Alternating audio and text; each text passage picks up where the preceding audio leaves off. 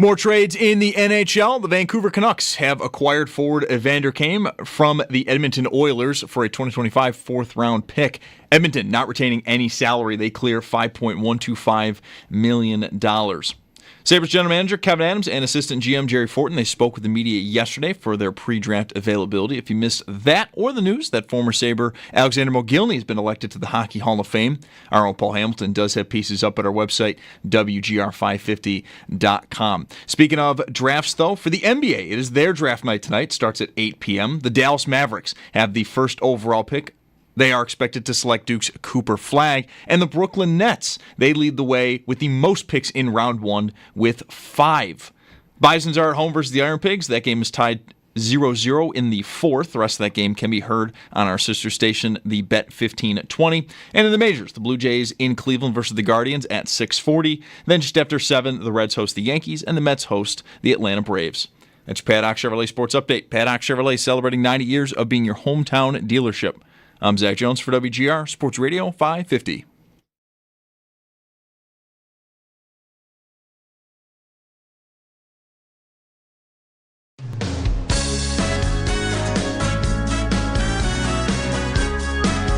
It's Mike Schopp and the Bulldog. Uh-oh. Guess what day it is? Guess what day it is? Huh? Anybody? Monday, Tuesday, hump day is halfway. It's Mike Schopp. Mike. What day is it, Mike? And the Bulldog. Hey, guess what day it is? Oh, come on, I know you can hear me. It's Mike Schopp and the Bulldog. Guess what today is? It's hump day. Woo-hoo! On WGR Hump day! Sports Radio 550. All right, they let us back in after yesterday. We were allowed back in. Although I guess yesterday was good. I don't know. I don't know. I got home. My wife said, "How are you?" I said, "Terrible." Yeah. And she said, she got because I normally apart from my wife asking me how I felt the same way. I normally do not give that answer. Sometimes it's great. Sometimes it's just kind of, whatever. Just like I'm talking to the grocery clerk. Sorry. I mean, I love my wife, but it's just like, Sure. This is, we all do. This is just perfunctory. How are you? Fine. What else is happening? Terrible. Her head snapped around to look at me like, oh no! I'm like, no, it's the Sabres. It's just the Sabres. It's just Sabres. I yelled a lot. I gestured. I did things. I did the things that happen when we're talking about the Sabres for almost 4 hours straight. And I don't know. Yeah, I think it was good. The last 2 times we've talked about them, what is pleasantly surprising to me is that there are people out there that still want to be heard saying things about them. I think, I know what you mean. I think every fan wants to say it, wants to be heard, but it's just like, it's different. It's just different. Mm-hmm. They've just lost so much ground. They've lost so much time with their fans. And, yesterday we're banging on Kevin Adams all the time, which I'm sure in yours too, in my case, I felt was fair. But he's got to be like, we have to win something. And he said that in the past. And it's no less true now. And he can't do that in June. There's nothing in June that the Sabres have tried most things. They've never been able to get the big coach or the big GM. They just don't really try for that. They have tried at coach, I think, but never maybe came that close to pulling it off. Like, they're just not taken seriously in that way. But, they have drafted well. I mean, that's one of the weird things, one of the dilemmas about the Sabres is that Eichel wasn't a bust. Reinhart wasn't a bust. Dahlin is great. They've got these, they didn't miss one of those. But they still can't get there. Mm-hmm. So it's always been kind of a puzzle. One thing I liked about yesterday was trying to not to Kevin Adams. I mean, Kevin Adams is a middle manager. The Kevin Adams thing is more about, like, why was he hired and why is he still there than who he is, you know? Like, he wasn't really qualified for it. He hasn't been successful at all by any measure. He hasn't been successful at all at it. It's been 5 years. Why are we still here? That's just, like, itself, I think, embarrassing to the Sabres. They must not think so. But I think of it more in terms of Terry Pegula and why would you, how, those are not the same word, by the way, out there. How would you ever get to this point with as much power and wealth as he has? And if he does really care about this, like he, I think, told us he did, and I believed it. I think everybody did. I think that was a very believable sentiment that he came across with when he arrived. Just how would you ever let it rot to this degree? And it's not like you can just win if you want to win, but the investment in it is just not there. I mean, there's no disputing that. Financially and, whatever other ways there might be, like, it's just not there. There's no disputing that. It's obvious and real. And I just don't, I said yesterday, like, I've thought this for a long time and probably said it. I don't know. I don't think I would like to think I would never get to that point. Right. If I were an owner, which I'll never be. I think I'd be a good owner. I thought about this a lot today. Oh, yeah? Because yesterday happened and people were talking to me about yesterday. I'm like, I don't know. You should know I don't feel great about it either, but thank you. And, like, I did say yesterday, like, if you owned the team, would you ever really let it get to a point where people didn't believe you cared? Right. And no is my answer to that. I would never let it get to that point. But it's at that point for him and for them. I think, and that would be something that whatever I had to do to change that, do a press conference, make certain moves, whatever I would have to do to change that, I want to do. When you brought, I don't know, we may have talked about this more than one time yesterday, but I know late in the show you made this sort of point about him and how he's perceived from out here and just what, you said almost the same thing just now. And I'm just hoping for it to be clipped again. Right. what I think I said, maybe he's just really embarrassed. And I thought about that today. And I haven't reached any kind of real conclusion about it, but I just know, in your own life, in my own life, there can be things, they have nothing to do with owning a sports team, but that you should do, you should engage in, you have to repair something about a relationship, or, I don't know, it could be even something around your house, but it's more interpersonal is what I'm thinking, and you just don't know how to start.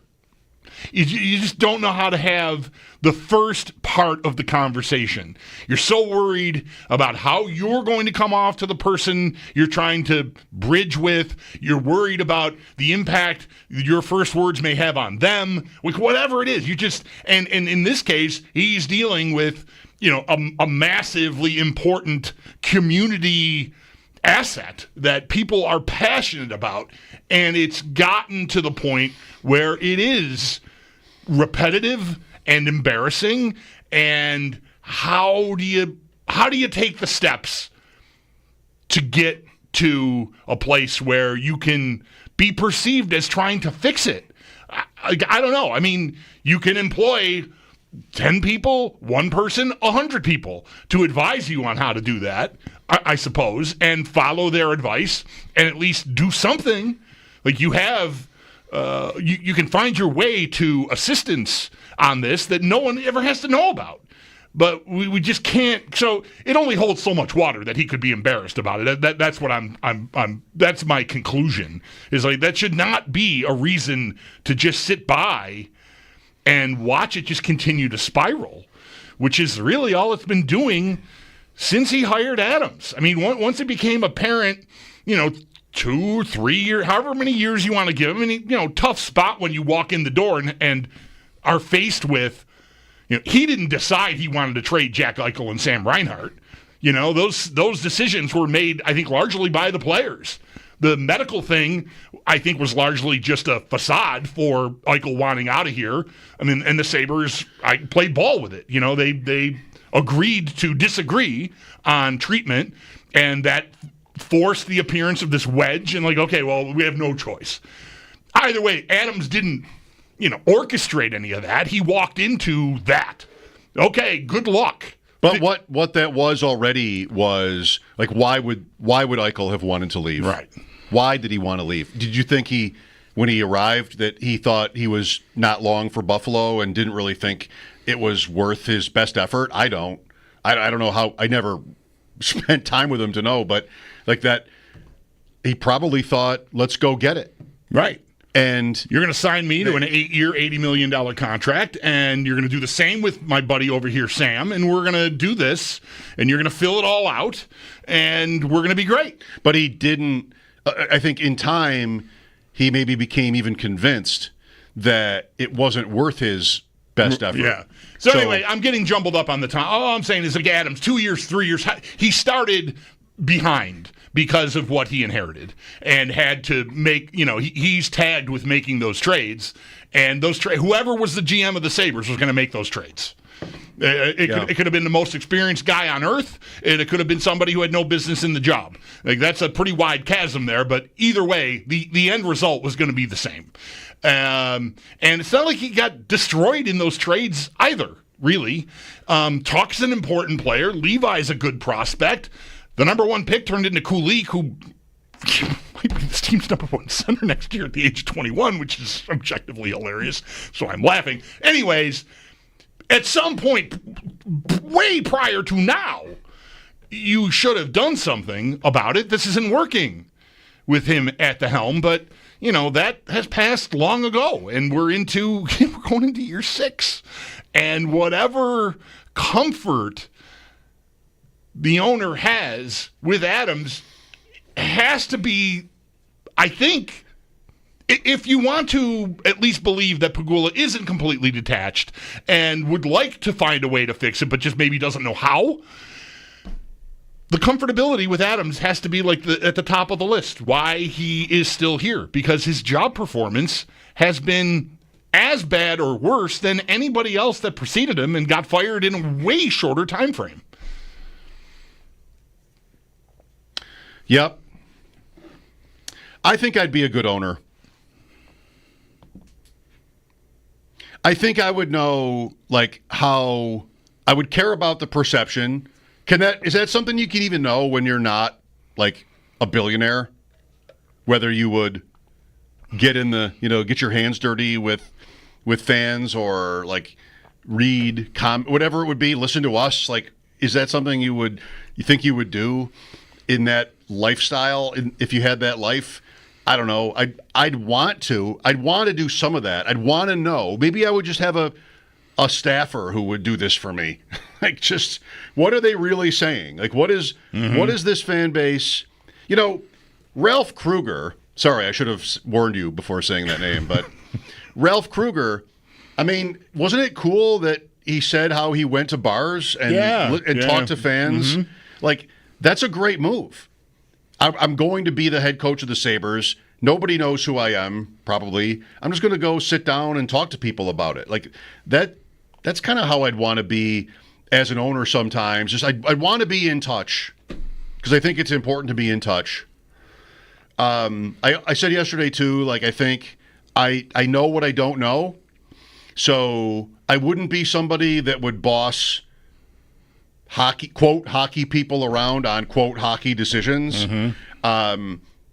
I love my numbers, so I'd want to make sure that got respected. Mm-hmm. I think that is respected with the Sabres, by the way. I mean, they've had a staff of people that are well respected in that, in that genre, so to speak, but it hasn't meant playoffs yet, obviously, so that hasn't really paid off. I'd be that way, but I think I'd know my limits, like, mm-hmm. I feel like I would maybe have the right balance, but who knows? Like, it's just a different world. It is. The thing that's interesting about, like, positing the question, like, it coming from that world, is it possible to stay in touch with, the grassroots fan thing? that to me is more of a point that I would make if the kids were already in charge. Or something. Like if Terry were 10 or 15 years older and there was already, we're seeing this. Laura Pagula is at the Board of Governors meetings, I think maybe right now with Pete Coelho. She's been on the scene for now a couple of years. That came up yesterday during Adams and Fortin's media appearance. But like the kids are growing up, I think, detached from a reality that, most people are living. Terry did not. I mean, he worked and built an empire, right? Right. I mean, he struck oil and was sapient of business-wise to build an empire and become a billionaire. But so can you forget on the way what that felt like? Maybe after once you graduate from NHL ownership and indoor lacrosse ownership to NFL ownership, maybe you're just like, I've left all that behind and I don't want to even think about how I used to feel about certain issues and different things because I'm now living over here, up here. But still, like, he came from a background that's pretty humble, I think, is the way I understand it. So I'm not sure I can really buy that he shouldn't be able to lean on that and recall that, like how he felt sitting in his truck listening to this station to hockey games somewhere in Pennsylvania because he could get the signal on a bridge or however the story goes. I mean, the guy called a Saturday morning show to talk about Joe Schmidt. Right. Let me just tell you that. Right. I might have been hosting it. Yeah. And I might have cut him off. Yeah, well, the clock. The clock. I mean, the clock. That's our life. The clock's our life. That rules us. Rules all. So I don't know. I don't know where I really wanted to end up there, other than to just talk a little about him. Not necessarily being some silver spoon guy. I mean, I know he's living a life now that is certainly plush with that, but it's not that's where he came from. So doesn't it seem though? I mean, it's interesting to think about the Bills too.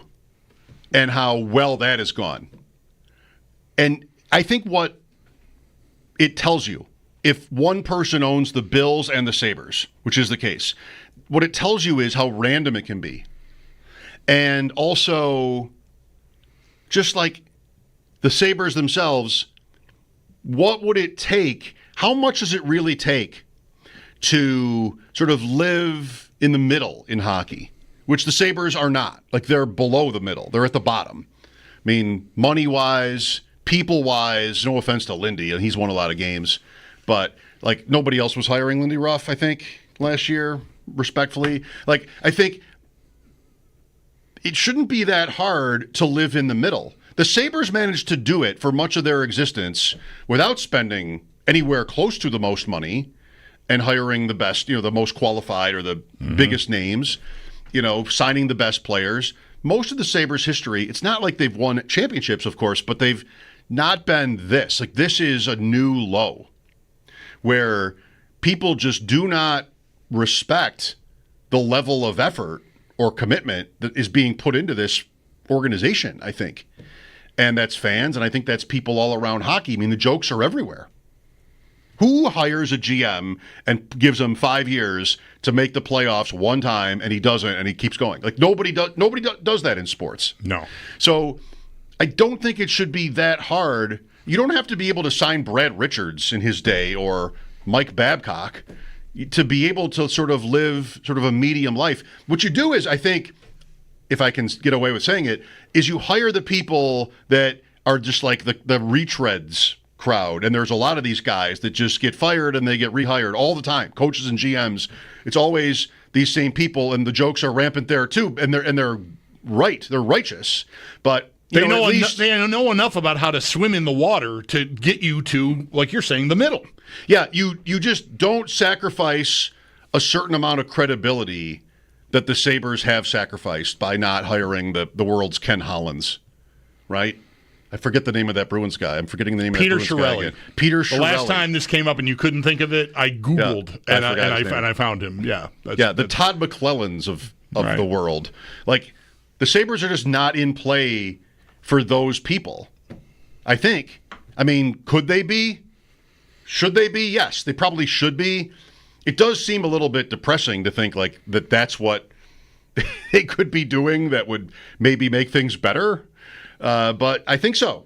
I think then it would be harder, if not downright impossible, to talk about like credibility on this in this way if they're hiring people that have had these jobs before, which other than the exception of Ruff, who's like a special case because he was already here for so long. Yeah. He's like from the legends bracket. And now Kekalainen, but that's not even like the top spot in the organization. But what is he? Right. I mean, Advisor, did they win? Assistant or whatever it is. Did they win? Not even close. Is he actually going to decide things? Maybe not. He's not going to live here. I don't know. I mean, the money's there. He was able to get him to come over to not literally come over, but join for however many millions of dollars that cost. And does he even make decisions for the Sabres? Like, I don't know. I guess it's something. You're right. I guess it's something. I think I'd be a good owner, Bulldog. We'll never know. We will never know. I think I'd be good. I don't know. I'm not. I don't know. We've been together long enough that I can remember. You've talked about the owner and how your dad told you when you'd be frustrated when you were younger about Ralph Wilson, and your dad would tell you, Michael.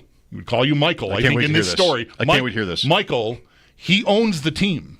Yeah. He can do whatever he wants. Yeah, I know. That's right. He would say that. And so, all these other people are temporary. You say this a lot. This is I'm no longer speaking as your dad to you. Thank you. Thank you for stopping. It could have gotten weird. They're permanent. Like, the owner is permanent. Everybody else is renting. He's buying. Like, he's here, and the GMs, the coaches, the players are all transient. 3, 4, 5, 10, 12 years. Max. Usually much more on the low end of the 3, 4, 5 part of that is, the average player and even managers and coaches. So the owner should, assert their, vision and, be heard on everything. And, I think that can be problematic. I like the idea of like the owner having the best interests of his fans at heart, but I probably need you to hire the hockey people, and if you don't like how they're doing it, get some different ones, and just kind of get out of the way. The owner is just so much, in ways you don't even think about, a part of the equation. He or she. I mean, if it's like this, you can't win. Like, you just almost have no chance of winning. You're not going to spend. You're not going to get the best people in the organization. You're going to cut corners all the time. What can you expect? Like that. That's really depressing. And that's where, again, I don't think it's so much Kevin Adams as it is sort of like the existence of Adams. The whole, hiring him in the first place and keeping him on all this time is kind of ridiculous. It's just so inferior. And so, like, how can you really expect to win? And there are, some number of sports teams that are like that in the world, and I guess you can do with that what you want. I mean, you can ignore it and just try to trick yourself into thinking that you can actually be great, or you can walk away, whatever. But it's a lot of it, right? The owner. I've said this many times, and I think it's right and important that the owner is the closest to us, even though he's the farthest away from us financially. He's, like you kind of just said, he's permanent. He's the one who is not going away. Coaches come and go. GMs come and go. Players. But the owner's there. The owner is the one you need to care like you do and to be, in his own way, invested in. That's money, that's different things, so that you can have a chance. Because without that, you're a team just in the wasteland. And the Sabres are in the wasteland. They're just not a serious team. They're just not, players, coaches, management, everything. The building. Yesterday, it was just a random coincidence. Yesterday, CBS Sports Radio had a topic on the worst-run sports franchises, and Maggie Gray tweeted about it. I just mentioned the Sabres, and then somebody brought the Pirates into it, and one guy tweeted me today, he's like, at least the Pirates have a stadium.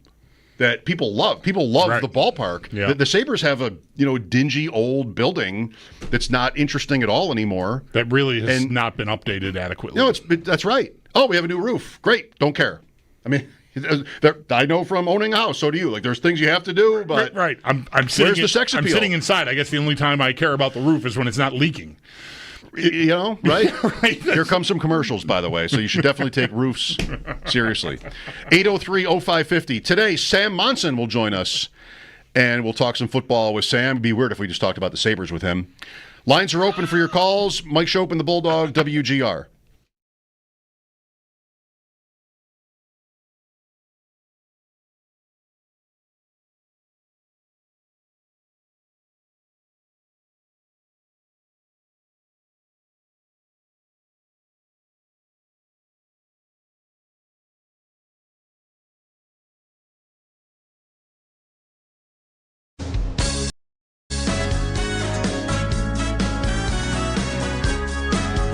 It's Mike Schopp and the Bulldog. Uh-oh. Guess what day it is? Guess what day it is? Huh? Anybody? Monday, Tuesday, hump day is halfway. It's Mike Schopp Mike. What day is it, Mike? and the Bulldog. Hey, guess what day it is? Oh, come on. I know you can hear me. It's Mike Schopp and the Bulldog Guess what today is? It's hump day. Woo-hoo! on WGR Hump day. Sports Radio 550.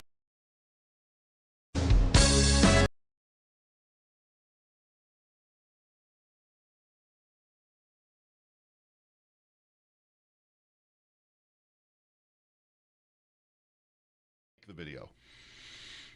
1,000 people are watching it at one time. 8 people have clicked the like button, and that's offensive. In that community, no. Just please go out of your way if you must, and just click on the thumbs up. Do we have the thumbs up? We do. Yeah, all right. Please click the like button. Yeah. It helps to grow. I believe it helps to grow the program. Does it tell The algorithms like it when you get more likes. Does it reveal the identity of the person clicking the like? Not on YouTube. Okay, I'm going to click it then. Response is, we just signed Bosa. I thought that sort of solved that position. Isn't it overkill a little bit? And I hear that. What I think, a good point, got to consider the depth chart. When I was so hot and horny for Myles Garrett, Gregory Rousseau being included in that trade package was. Find it. Just go to my look. This won't be hard. Just search it. Just like, hello, phone. Where is Mighty Ducks Game Changers? Like Disney Plus. Great. Look how easy that was. Go to Disney Plus. Not there. Only the trailer. Oh boy. I don't know. Yeah. All the other Mighty Ducks things are there. The one show thing has she never wants- sounded older. The Yeah, show has I know. The Right. best. Now I'm going to get defensive. Just point out that my daughter is 13. All right. I mean, I can't be that old if I'm not Larry King. Now the show really sounds old. Who's that? Seattle. Has the show ever sounded older? Seattle in the NBA Finals. Minus. I like this point. F- to me seems like just like a cartoon. Right. Not a real. F is the lowest. Yeah, it was like Bugs Bunny the teacher. Like what are we doing here? F-. The show ever sounded older. The but, Bengals food. see, kids, Bugs Bunny was a cartoon character. I did see the Scouts play in Buffalo. Yeah, I saw a Kansas City Scouts game. As the show ever sounded older. I'm going to be mad about this, but I'm not going to sacrifice my jersey number for it. Matthew Golden, that's taking it pretty seriously. So I went through thinking about numbers. I think I like 22 on a wide receiver. Bob Hayes. Yeah, works. Hey, can you think of another one? No. That's why I like it. Has the show ever sounded older? To me, 22 doesn't strike me. Well, I mean, certainly Bob Hayes. It does not strike me as a slow number. It's one of the. He was like an Olympic 100-yard That's dash right. champion. That right? was his brand. Has the show ever sounded older? They would, according to this, like to be referred to as Bulldog's bullpen, which is the people in the chat. What is? Oh, I see. In YouTube. It was the. I'm not sure we're sanctioning that name yet. But Oh, I mean, okay. I was. That was an official workshop. I guess I did just workshop. I mean, it's their thing. I guess they can really do whatever they want. Right. I You suppose. don't necessarily get to sign I don't off. get to say. Yeah, that's probably right. But I will step aside. I didn't mean for my ego to get in the way. Go ahead, please. It's Mike Schopp He's Bulldog. talking sports. Call him on the telephone. Toss that bad bulldog a bone. Bulldog talking sports. Yeah, yeah, yeah. On WGR All right, heave and ho, and away we go. Sports Radio 550. I don't want to hear me from 30 years ago. Thank you very much. After goal scored by Sam Reinhart.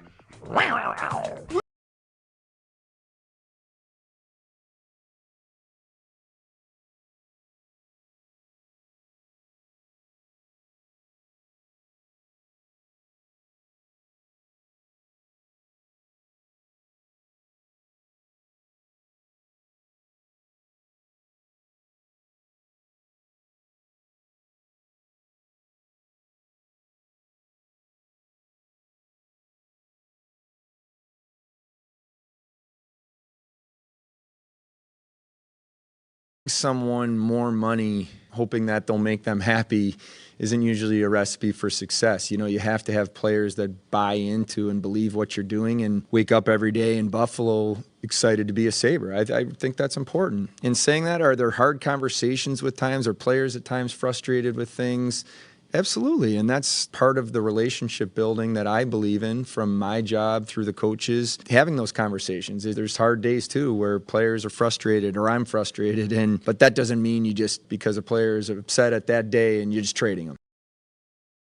Kevin Adams yesterday, we talked a lot about what he had to say. You can catch up on the Odyssey app, the rewind function, or WGR550.com. Paul Hamilton has an article about yesterday, and he told us yesterday he'd have another one today about the draft. I think it was, isn't that what he said? More about the draft. I believe so, yes. Let's go. I love a draft. I'm in one tonight, and tomorrow night, and Saturday. You could come Saturday. You can't come tonight. It's going to be online. I'll be home. Sorry. Tomorrow night, you could. People will be there that are not in the draft because it's a bar, but you won't want to be there to participate. Saturday, though, is the Scott Fish Bowl at Fatty at Wurlitzer. Oh. You could definitely go to that. Yeah. And weigh in. My son will be there with me, putting the stickers on the board. Weighing in, but I might like to just take it in. Yeah, it'll be fun. Yeah. 4 drafts at once. Good. All right, enjoy that. I'm sure I have weed whacking or some graduation party or something to go to. I don't know. What an insult. A wedding or something. You could have a wedding. You could be playing golf, or as people now call it, golfing. You could be involved in something, but you can't be like, I got a weed whack. That's not going to cut it. Wow. No pun intended. That's not going to cut it. No. Oh, I have to go to the bathroom. I can't come to your event.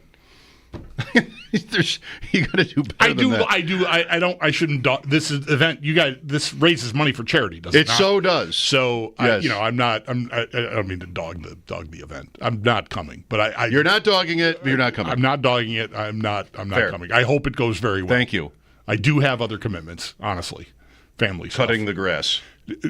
Trimming, even. No. Not even cutting the grass, trimming the grass. I don't know where I'm going to find time to golf this weekend. Actually, no. I've got the ride for Roswell on Saturday morning. Oh, and, well, that's a good. That's a good one. And that we're the station, the company is involved in a way that we have not been prior. So with that, I feel like we're going to have a tent and stuff, and I'm going to want to hang around after the ride is over to just sort of be. Radio's the Bulldog hanging out at the WGR Odyssey tent Absolutely. at the ride for Roswell. So, because I really, it is personal for me. I'm really proud that the company took the step to get involved like that and that Roswell would have us. So I want to be there for anything and anyone. Well, you've turned this on its head. Yes, I have. Now I'm the bad guy because I'm not going to that. But at least my thing is charity. I can get away with that. Right. It's not just like a big gorilla draft. I'm so looking forward to this ride, and I have not ridden outside to this point in the season as much as I normally do. When the weather got good, my bike was getting worked on, and so I just plus golf. When it's nice out and I get up in the morning, it's like, go for a 30-mile bike ride or go play golf. And I've been leaning golf a little more than I'd like. Today, pouring rain. Like, all right, I'm gonna keep going. Like, once you're wet, you're wet. I was already wet from sweating. Like, okay, it's raining. I'm gonna keep going. Oh, it's pouring. Fine. I'm just gonna keep going. Look at you. I was in the park, so it's not like I was dodging cars with bad windshield wipers or anything. It was relatively safe, and it felt good. You should get caught in the rain once in a while. I agree. It is healthy. I love getting caught in the rain. Isn't that from the Pina Colada song? Isn't that one of the lines? Yeah. If you like pina coladas and getting caught in the rain. Getting caught in the rain, right there. It's gospel. Yep. You got to do it. Adam is with us. Hello, Adam. Hey, guys. I heard you talking about, The Pina Colada song? Yeah, I know. It was great. Yeah, no, that too. That too. I wish it was Pina Colada time in Saberland right now. Unfortunately, that's not the case. But I heard you guys talking about this yesterday. I almost called in. The most frustrating part of this whole situation for me as a fan and the way things have been, since early on in his ownership of this team is that I just don't understand the why behind the decisions that are being made. And when you don't have context of the why, I can be spoken to or convinced maybe that something is a good idea or maybe there are reasons why things went the way that they did.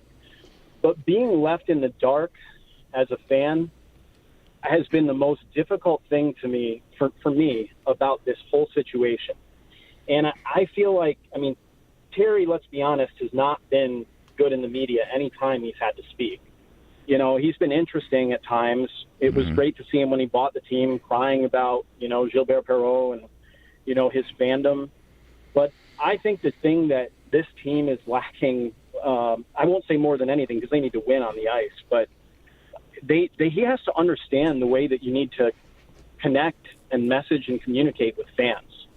And, maybe humor me a little bit because I run my own business and I hate to make this comparison to a multi-million-dollar sports team, but when I make a mistake on the job, the most important thing for me is to get on the same level as my customer and say, look, I'm mad about this too.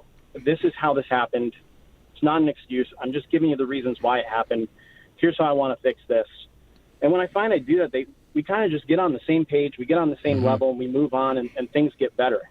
And maybe the reasons that Terry has been making some of the decisions that he's made has stemmed from, who knows, pressure from the NFL, having his cash position right for building the stadium. I don't know. And maybe because, the hockey team had to be cash strapped or, wound down tight for a while, he wants to give this guy who he's, close with an opportunity to do it with more resources at his feet.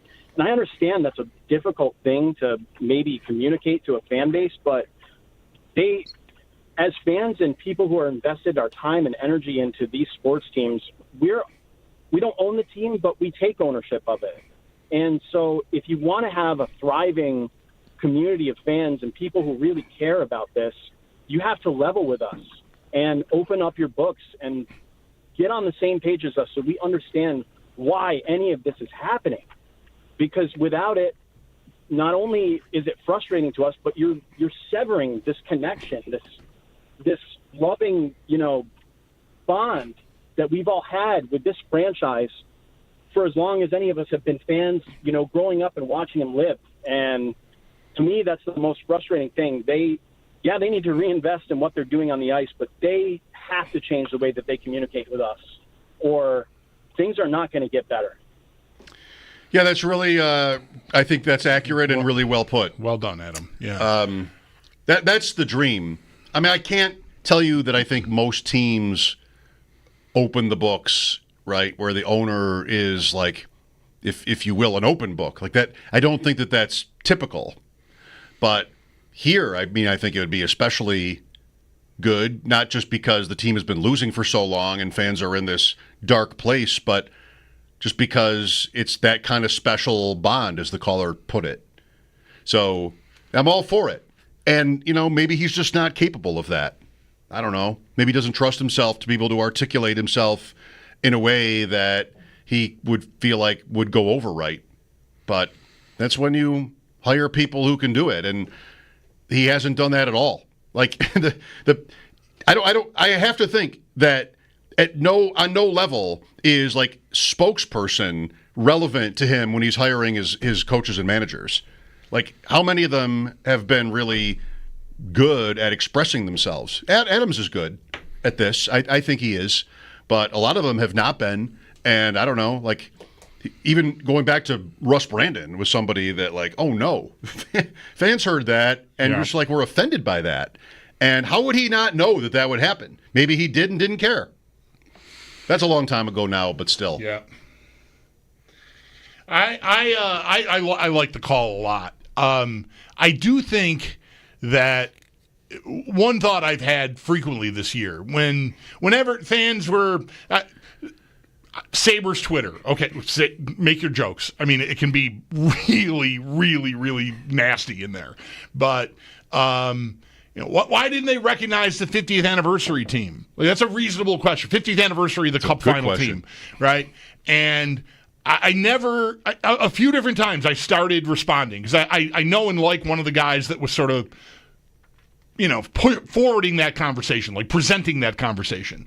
And a few different times I started to write, like, I just don't know how it would go over. Like, right now, in the here and now, it's so bad.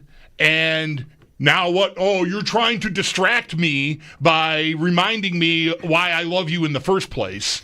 And you're at a special kind of low where someone like me has to even suspect that people would be cynical about something like that. Because who doesn't love, like, remembering why you fell in love with anything, let alone a sports team? Like, oh, yeah, Danny Gare in 1975, all that stuff, like, pulls at the heartstrings. I'm telling you, for me, even, who's a sucker for that kind of stuff, there's a part of me that would have resented it. Because it's so bad right now in real time that the only joy I can get is thinking about when I was 10. I mean, that's a bad place to be. So I'm using that as an example of how they can, be challenged right now in getting almost anything right. Because as well-intentioned as something like that could have been, it still could be perceived as, this is all you can do for me now. All I've got is the past. You cannot please anyone in real time. And that's a terrible place to be. Again, though, and maybe I'm probably biased because I'm in communications. Again, that can be easily massaged, right? Just, I own the team. Whoever owns the team, you just get out there. Be like, what are you kidding? Of course we're going to honor this team. It's gone as far as any team in franchise history. It's legendary players. It's a lot of why I bought this team. Next question. How hard is that? It takes 10 seconds. Yeah. And then there's no follow-up. Of course we're going to do this. It's easy. Yep. It's just like, but they don't, and that's more conspicuous, I think. Well, we just passed 50 years since that. That finals was over in May. Those were the days. Yes. They knew what they were doing back then in hockey. Right. Wrap it up. If it goes past Memorial Day, you're just not paying attention. Looking at a box score from Game 4 of the 75 finals. You watched you followed it. Yes, you did. I didn't, being 3. But you should have tried harder. I don't know, I guess. There were no penalties in the third period of Game 4.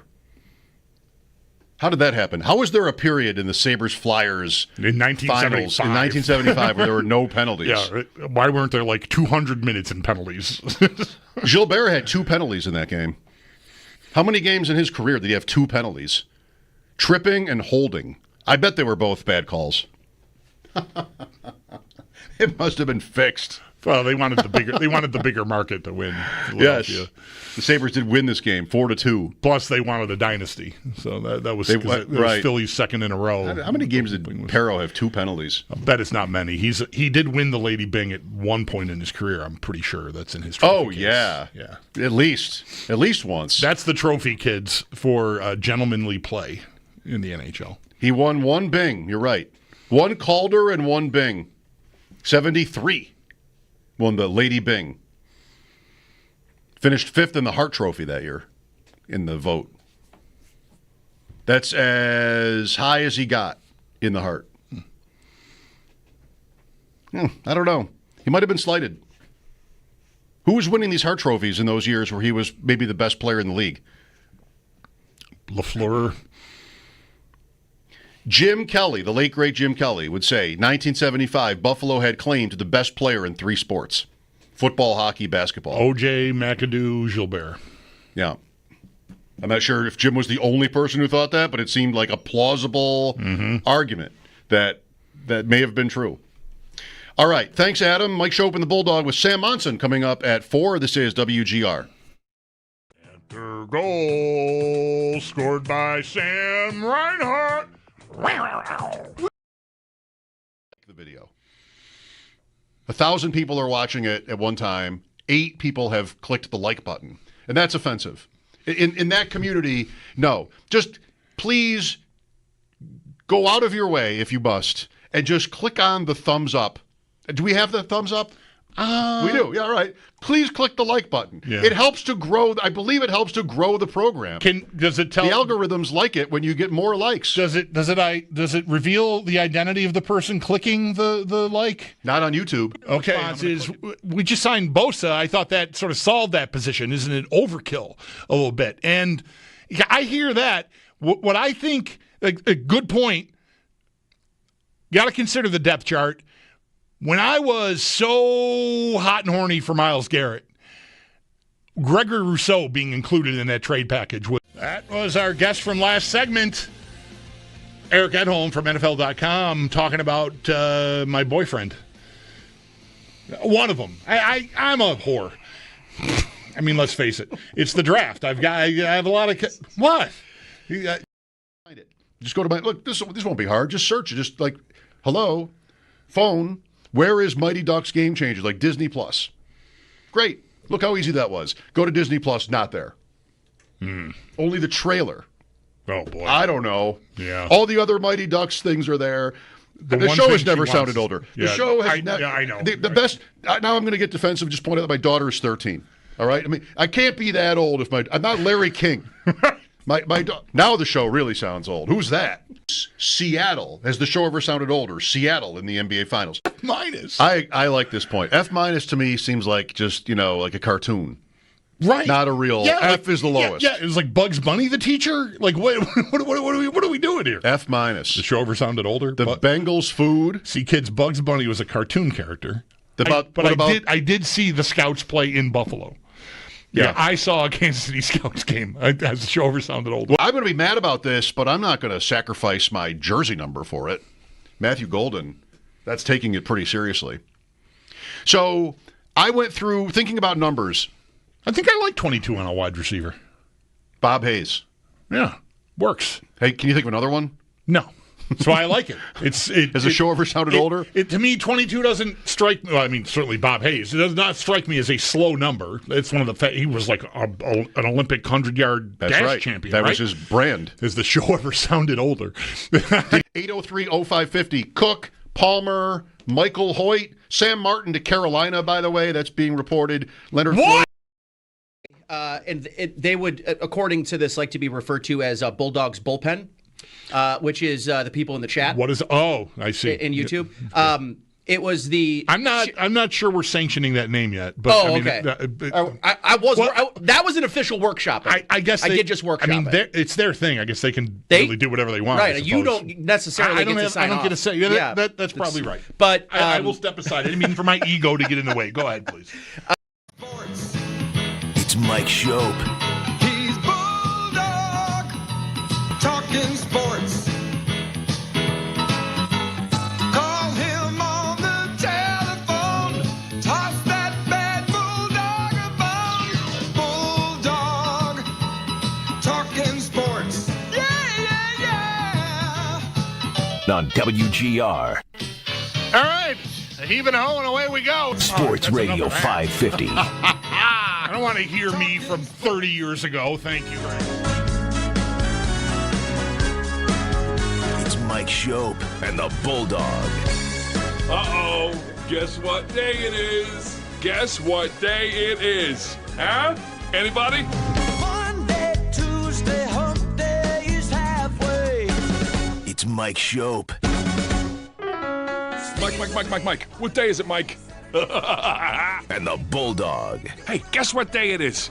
Oh, come on, I know you can hear me. It's Mike Schopp and the Bulldog. Guess what today is? It's hump day. Woo-hoo! On WGR Hump Day! Sports Radio 550.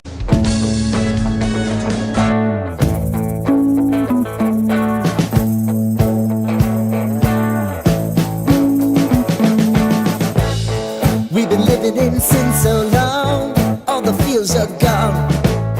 Fella stopped me on the street last night, said everything's alright. Roller coaster, make it through the day, I'm right. It seems your meal ticket is gone, but life goes on. I could never imagine something better. Welcome back. Sam Monson today. He'll be with us in about 12 minutes. Check the mic. Longtime PFF analyst. In here today, since you're wondering, we're watching Pirates Brewers. This is your first time ever watching the Pirates and the Brewers play? Definitely not. I am not prepared to take any follow-up questions. You think you've definitely seen this matchup before? Sure. Yeah. Skeens and Milwaukee's version of Skeens, Jacob Misarowski. Skeens had a tough second inning. Milwaukee put up 4 runs and hardly ever hit the ball hard. But they did it. It can happen. Yes. Right. And Misarowski gave up nothing, and it's still 4-0 into the 7th. I'm not going to be the first person to make this observation, right? Skeens is like if Josh Allen could pitch. Yeah. He kind of looks like him. Yeah, he's big like that. Yeah. He's Josh Allen as a pitcher. Every time I see him on the mound, I just, there are other big, built-up pitchers, but he just looks, He's got the same beard as Allen. He's just he just looks like an athlete. He looks like Allen. Like whatever he was going to play, he probably would be good at. And you could maybe say the same thing about Allen. Except maybe like hockey or curling. I'm not by saying this implying that I think Josh Allen could pitch as well as Paul Skeens. I'm just saying. No, but I bet he could get people out. Yeah? Yeah, I do. I think so. I think, he's a quarterback too. I bet he would intimidate you. And I don't know, did he ever play baseball? Do we know? Allen? I mean, he's got a swing that tells you he has some baseball in his background. I think but he wins the Micah Hyde home run derby. Right. I don't know what kind of pitching background he might have, but all right, 4-1 Milwaukee in the 7th. They're both from California. Allen and Skeens? Yes. Yeah. Hey, good call on, what's the kid's name again? The Reds guy you mentioned 2 different times on the show yesterday. Chase Burns. Chase Burns, thank you. I knew the first name. I, for some reason, don't have the second name committed to memory. Everybody except Burrow, who's good in Cincinnati sports, is named Chase.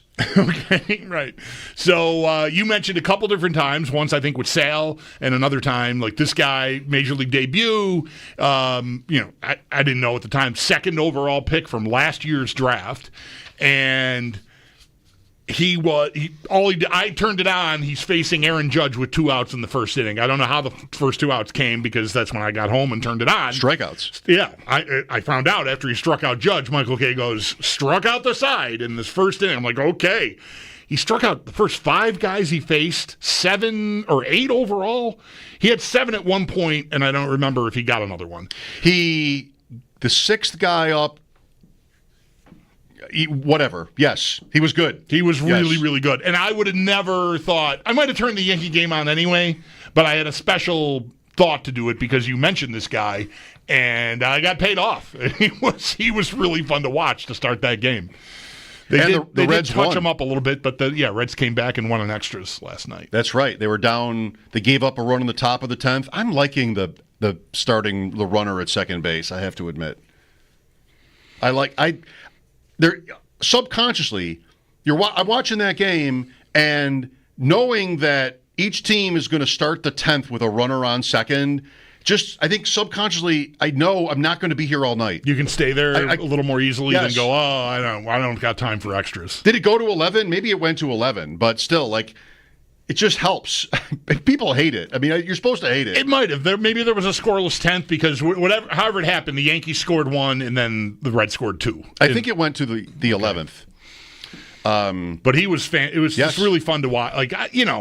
we're into that time of the year here, and Skeens, since he got to Pittsburgh, is on the list of, he's pitching tonight? Okay, let me see if I can find the Pirates game. And it's cool to have guys, and this is a guy I would not have known about, and I hope somebody else in our audience besides me heard you mention that and thought, I got to check this guy out, and man, pretty good. I mentioned on Twitter a few weeks ago watching that Marlins-Pirates game where the announcers were not in the stadium and how annoyed I was by that. And I got, including from Davis Maddock on ADP Chasing the next morning, like, why are you watching the Marlins and the Pirates? I'm like, Yuri Perez. It was his return from Tommy John surgery. And Davis was like, that's fair. That's our line. Like, that's fair. That's good thing you had that to say, or else I would have continued to ridicule you for watching the Marlins and the Pirates. Sam Monson next. Mike Schopp and the Bulldog, WGR.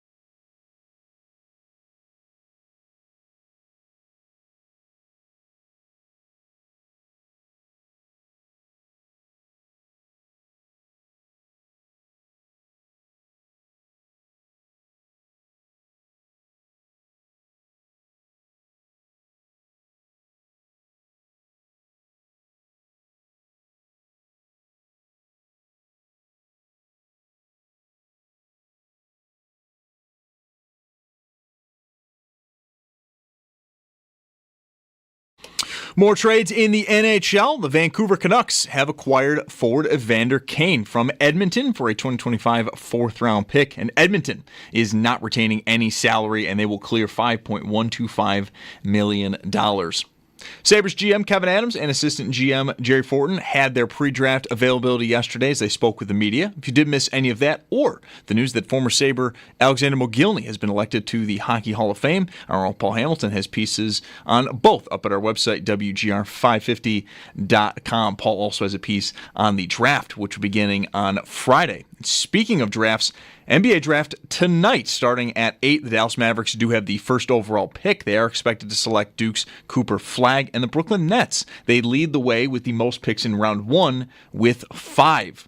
Bisons are at home versus the Iron Pigs currently, and they trail 5-0 in the 7th. The rest of that game can be heard on our sister station, the Bet 1520. While in the majors, Blue Jays in Cleveland versus the Guardians at 6:40. Then just after 7, the Reds host the Yankees, and the Mets host the Atlanta Braves. That's your Paddock Chevrolet Sports Update. Paddock Chevrolet celebrating 90 years of being your hometown dealership. I'm Zach Jones for WGR Sports Radio 550.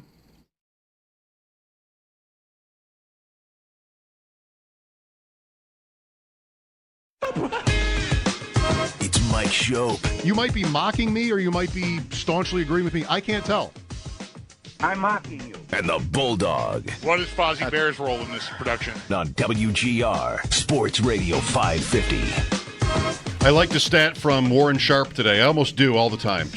He's always got interesting numbers for me. By a huge margin last year, Miami and New England had the highest percentage of run plays stuffed for no gain in short yardage. Way above, like 44%. Of short yard, whatever that is, however that is defined, short yardage runs, stuffed for no gain. It's always a bad sign when you can't do that when they know it's coming. Yes, and it feels like that is not an easy fix, but an offensive line fix, and it's not something we would necessarily even realize had happened as teams change their rosters. But if it did, that's a different team on offense. So if you went to the other end of that category, and you could just, I mean, it's also not having Allen, right? Automatic, almost, on short yardage. Yeah, you're probably not tush-pushing Tua. You're probably not tush-pushing Tua. Sam Monson, have you ever heard truer words? Sam Monson, check the mic with us on the West Shore Hotline. Always a pleasure. How's life? How's the podcast? Yeah, it's doing well. We're busy setting up our new studio at the moment. So, yeah, that's busy. Went to Home Depot today, got a whole bunch of painting supplies. So that's my life at the moment. Is this you and Steve doing the actual physical work, the labor? Yeah, one of us anyway. You don't want Steve doing an awful lot beyond taking advantage of being 9 feet tall. All right. Well, I can feel your pain a little bit coming through the phone. Well, yeah, I mean, when I moved over here, a couple of friends from PFF came and sort of helped us put some bits and pieces together. And by the end of the kind of process, we had relegated to Steve to simply placing a screw in a hole for somebody to come along later and screw it in. Just bring the coffee and donuts or something, Steve. Come on, Steve. Times for Steve. Come on. Help us out. At least do something. Well, Sam, I mean, it's kind of random, but just making that point about the short yardage stats, are we not necessarily Bulldog or me or even yourself, but are people taking the AFC East for granted this year in terms of the Bills' chances of winning for it would be a 6th straight year? Are there sort of maybe traps in this division that are not getting enough attention, or maybe not? I mean, I think they should still be comfortable favorites of the division going into the year, come what may. But I do think the other 3 teams represent a really broad range of outcomes. The Patriots might have the broadest range of outcomes of any team in football this year, realistic range of outcomes.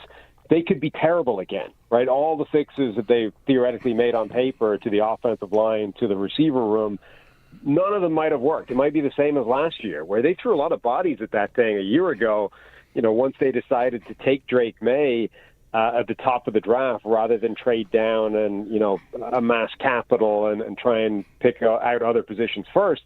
Once they decided to draft May, they did draft a bunch more receivers and offensive linemen. And a lot of people liked, two of the receivers that they came away with, and neither of them did anything last year. So, that might have happened again. They might, Will Campbell might actually be a guard and not an offensive tackle because of his short arms and his historically small wingspan. And, maybe they haven't upgraded the offensive line. And Kyle Williams, a load of people love that guy as a prospect in this draft, but maybe he's this year's Jalen Polk. It's possible. Or maybe all the things they did are massive successes, and they've catapulted themselves forward in a massive way. And, Will Campbell is a huge upgrade at left tackle, and Morgan Moses is a quality right tackle as a stopgap starter, and Mike Owenu bounces back, and, Garrett Bradbury could be an upgrade. Like, you could paint a picture where all these things work out or none of them do, and that's the difference between, like, the first overall pick in next year's draft and a double-digit win team. Yeah. How about Diggs within all of that, Sam? Yes. Yeah, exactly. Diggs, another example where his range of outcomes is all the way from, like, he's the number one receiver they haven't had for a few years to there's a non-zero chance he isn't on the roster when the season starts. Sam Monson, our guest. So the Bills sort of, again, at the top of the list here when it comes to the AFC East, and maybe even the conference overall when it comes to the odds here. What are, to put it a different way maybe, what are their potential pitfalls here, Sam? Like, okay, if New England, for one, hits on its moves and ends up winning 10 or 11 games, then you've got something of a race. What could slow the Bills down, from within themselves? I mean, obviously, injuries is always the big unknown, the thing that looms over every team every season. That one injury to a key player kind of derails everything. Really, though, I think the Bills have got a pretty tight range of outcomes this year. They should be one of the best teams in the NFL. I think quite a lot would need to go wrong for them to not be a division-leading, playoff-bound football team.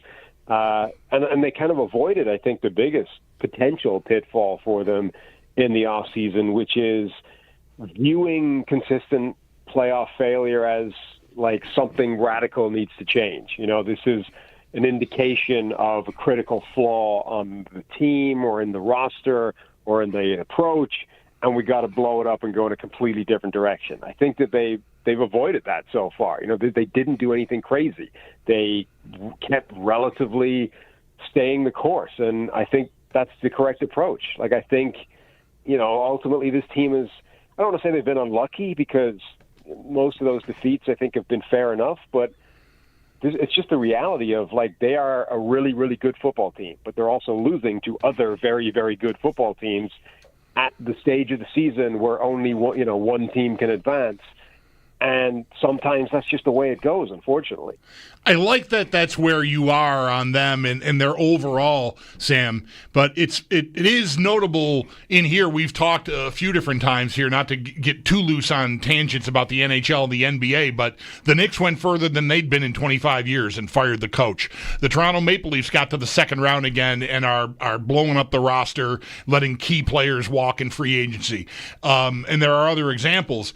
And we sort of wonder, because I'm mostly like you, like from a distance, we do talk a lot of hockey in here, and for 8 or 9 years, we're like, keep running it back, Toronto. You're good. You're going to get there. The door will open eventually, and that's a phrasing that Sean McDermott has used here. We just keep knocking on the door, and eventually it's going to open. But I don't know, like, you can't just do that forever, though. So, but you still think there's enough runway here?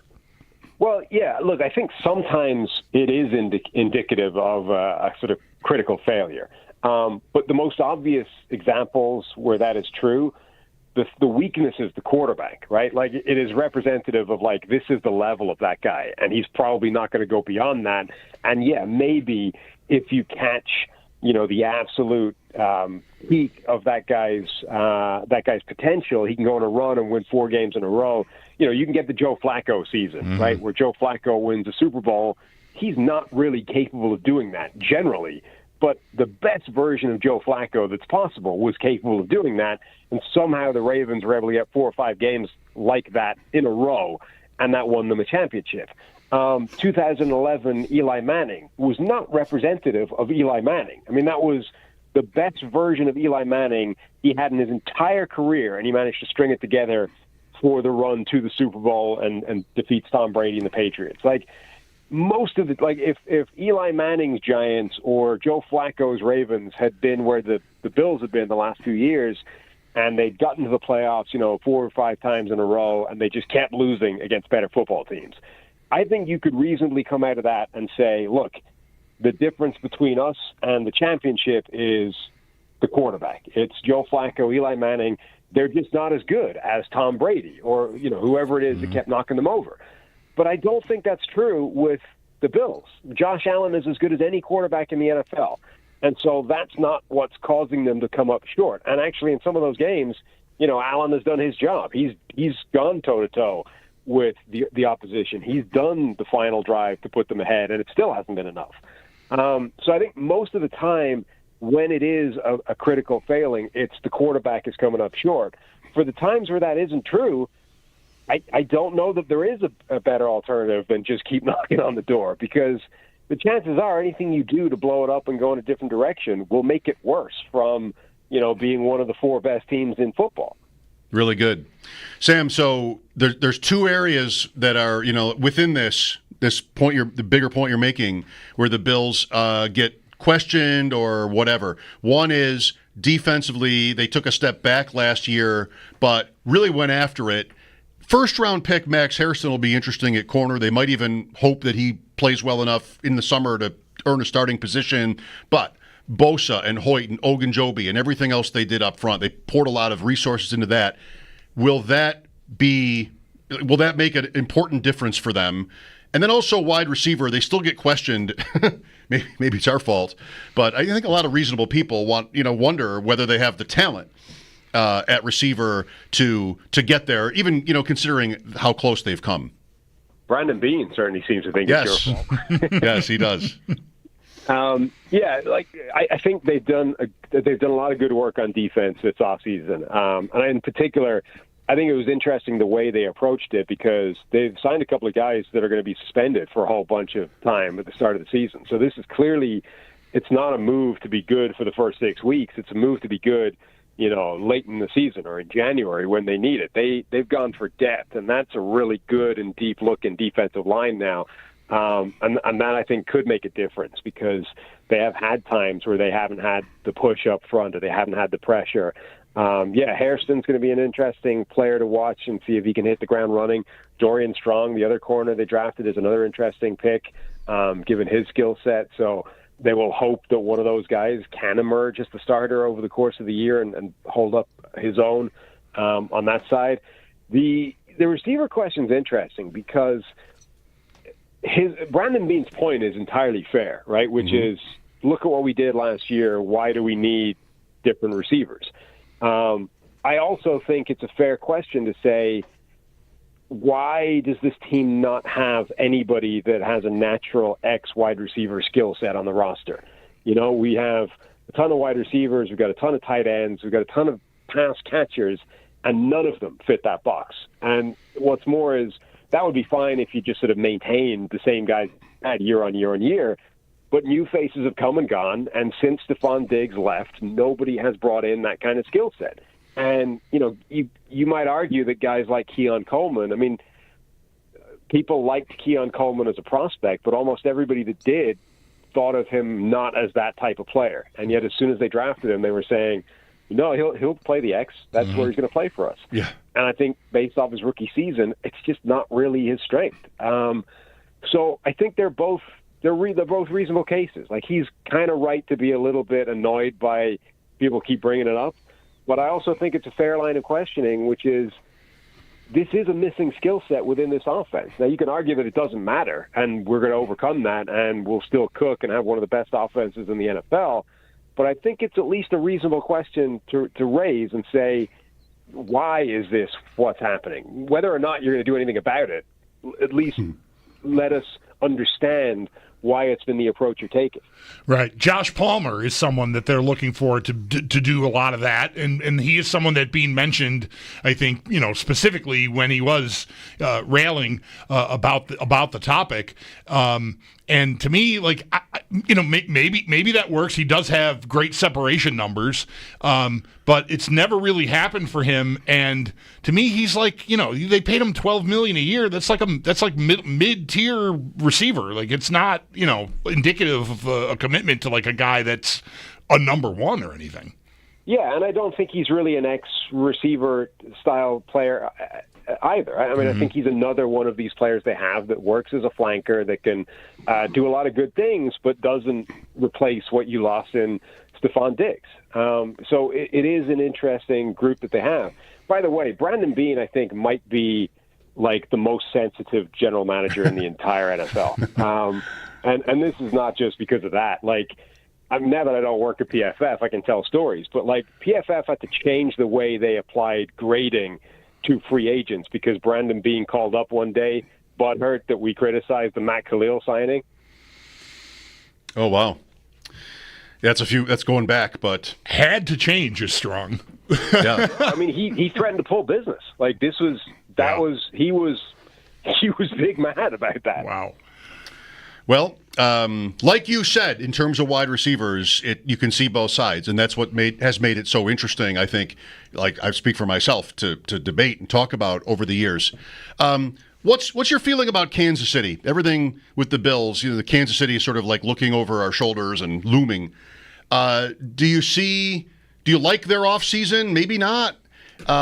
Getting Rice back seems big. What's your feeling about the Chiefs' season ahead? Yeah, I think they had a really nice offseason. I think they had one of the best drafts in the NFL. The one question, though, is still that offensive line has the potential to undermine a lot. Now you've got kind of a question mark at left tackle. I mean, Jalen Moore is working on a very small sample size of decent play at the NFL level. They've insulated themselves against that to a degree with Josh Simmons, the rookie, but he's coming off a serious knee injury. But now, so left tackle is something of a question mark. Left guard is a question mark because that's now going to be either Kingsley Suamataia, who was one of the left tackle solutions last year, or Mike Caliendo, who I think has shown he's just not a starting caliber left guard right now. Creed Humphrey should be good at center. Trey Smith should be good at right guard. And then Juwan Taylor is sort of always underachieved relative to the money they got him for at right tackle. So all of a sudden, 3/5 of that offensive line could be problematic. Now, maybe the most likely thing is it won't be 3, maybe it'll be 2, but all of a sudden, like they've really focused on that offensive line ever since that first Super Bowl against the Bucs, where the line fell apart, and it wasn't even really the line; it was the backup line at that point had fallen apart. And from that point, they seemed determined that was never going to happen again. All of a sudden, the cracks are there in a way they haven't been, previous to this. What did Alex Gold tell us, Bulldog? Have the Chiefs not had a different left tackle like 7 years in a row? Something like that. 7 AFC Championship games, and it's like always a different left tackle, maybe? Does that sound right, Sam? Yeah, I think there was some stat, like I don't think Mahomes has ever had two consecutive seasons with the same left tackle. Okay. Like How about the same question about the Ravens, Sam? The Ravens, I think, they have one of the best rosters in the NFL, top to bottom. It's difficult to find, weaknesses. I mean, we just pre-recorded a show looking at kind of the best units in the NFL, and like 3 of them are on the Ravens. I mean, they have an elite secondary. They've got, an elite backfield when you look at Lamar Jackson, Derrick Henry, Justice Hill, like the players they can deploy there. I think the defensive front is pretty good. The offensive line, I think, is solid, if not spectacular. The receiving core is similar. Like it's a team without too many flaws. Baltimore at Buffalo, Week 1, Sunday night. Is there a team out there that you see ascending? We've been talking for years here, Ravens, Bills, Chiefs. We thought maybe Houston last year, at least some thought Houston might be ascending there, and they hit some speed bumps. The Bengals had an uneven year. Maybe they'll be back. Is there someone coming on the rail here that we should be on the lookout for in the AFC, Sam? I mean, I wouldn't rule out the idea that Houston sort of bounces back this year and has the season this season that people thought they would have a year ago. They loaded up last offseason like they expected to contend, and obviously it didn't happen, and it fell apart. But even I mean, it fell apart. They still won a bunch of games and made the playoffs. Right. It was a catastrophe by some standards, and it was still good enough to get them into the postseason.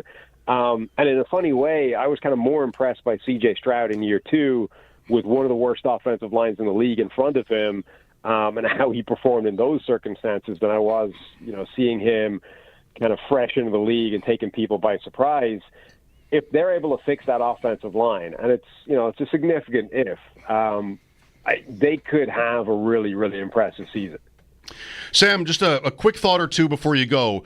I'm curious for your thoughts on what the NFL has done again with kickoffs. I kind of think that so one thing they did, which might have seemed like a small thing, was now you can run an onside kick. You have to announce it, but you can run an onside kick at any point as long as you're losing on the scoreboard. You can do this. And if kickers can't resist, and if coaches don't want them to touchbacks, and the ball's at the 35 to start a drive now, not even the 30, I feel like the onside kick becomes a little bit closer to not plus EV, but maybe it becomes a little bit interesting. Although I'm by saying this, sort of, I guess I'm inherently assuming that there will be touchbacks and there'll be drives at the 35. Maybe not. Do you respect what the league has tried to do with kickoffs, and do you think this year might be meaningfully different?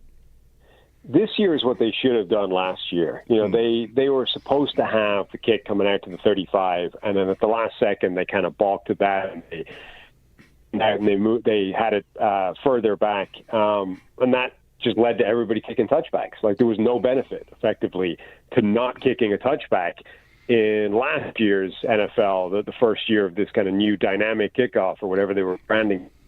This is what it was supposed to look like, where because it's going to come out to the 35, if you kick a touchback, I think you're going to see a lot more returns this year. And that was what they were trying to do in the first place, which is, let's bring the kickoff back as a play, but without the injury risk, without the heightened injury risk. So I think this year you're going to get a much better idea of what it was supposed to look like, and you should see more kick return touchdowns.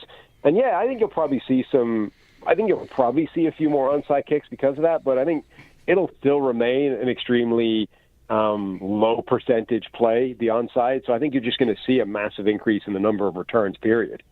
Good. Right, Bulldog? You're on board. You'd like to see that? Yeah. I think it ticked up last year, maybe not to the dramatic effect that they could have, like you're saying, Sam, if it went to the 35, but I think it was effective enough that building on it seems like a good idea.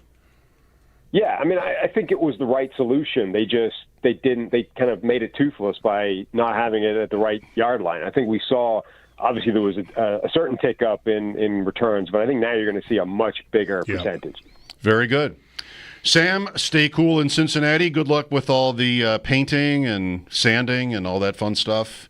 Appreciate your time and your insight as always. Thanks, guys. Take it easy. All right, Sam Monson, check the mic for the 33rd Team, his podcast. Great. Now we have the most sensitive general manager in two leagues. Perfect. There's just no reason for it. I remember I was always a Tyrod Taylor fan, on and off the field. I always wanted to stick up for him. I thought he was better than he got credit for being, and just liked how he went about things. One year he went to the Super Bowl and talked about how harsh the Buffalo media was, and I was just like, you got to be kidding me. Have you ever been anywhere else? Just how wow. I couldn't believe it. I couldn't believe that he would say that he thought, and I've got one seat at the table, and I'm just always defending him. He wasn't talking about me, I hope. I mean, I can't imagine he was. So why would Buffalo sports executives be so sensitive? Do they even know what it's like in Chicago? Maybe not. For one, I mean, I don't know. Really? Adams yesterday, I don't want to necessarily just dive back into that, but just incredible, right? I feel sorry for our fans, the misinformation. We might even like the misinformation, because it's better than what you're doing. Right. We might even sort of want to fantasize about that being real, whatever. Right. And B, just why obsess yourself with that in the first place? Well, I don't get to decide. how other people feel. Right. I don't get to decide. It's very frustrating. You should want me to. No, you shouldn't. Yes. No. I already said 2 times earlier that I think I'd be a good owner. And I'm over here. I'm over here. No commenting, which is tough. I do think for so. A radio show host. Okay. Some interesting different football things with Sam there. The Sabres stuff is hot right now. The draft starts Friday night. 803-0550 if you want to give us your take on one of these topics. Mike Schopp and the Bulldog here, WGR.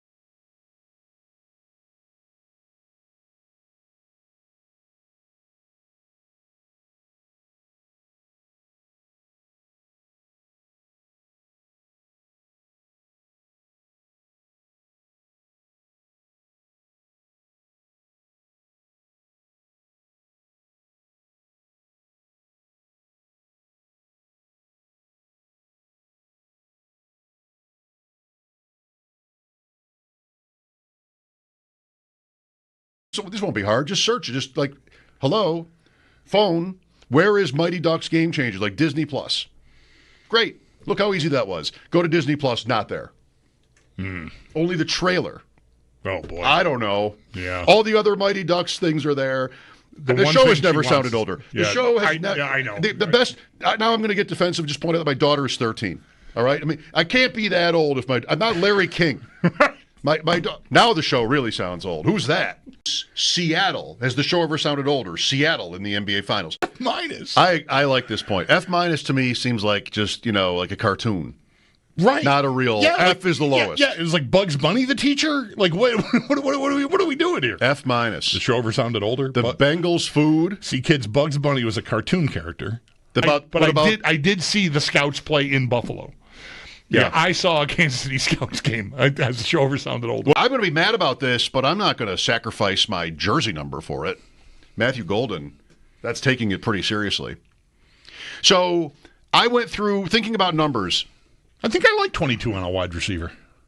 Bob Hayes. Yeah, works. Hey, can you think of another one? No. That's why I like it. Has the show ever sounded older? To me, 22 doesn't strike me. Well, I mean, certainly Bob Hayes. It does not strike me as a slow number. It's one of the. He was like an Olympic 100-yard dash champion. That was his brand. Has the show ever sounded older?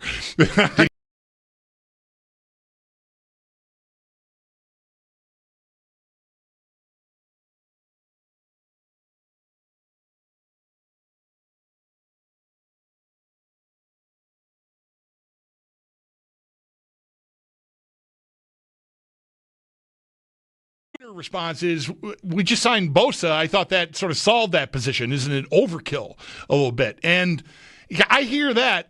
What I think, a good point, got to consider the depth chart. When I was so hot and horny for Myles Garrett, Gregory Rousseau being included in that trade package was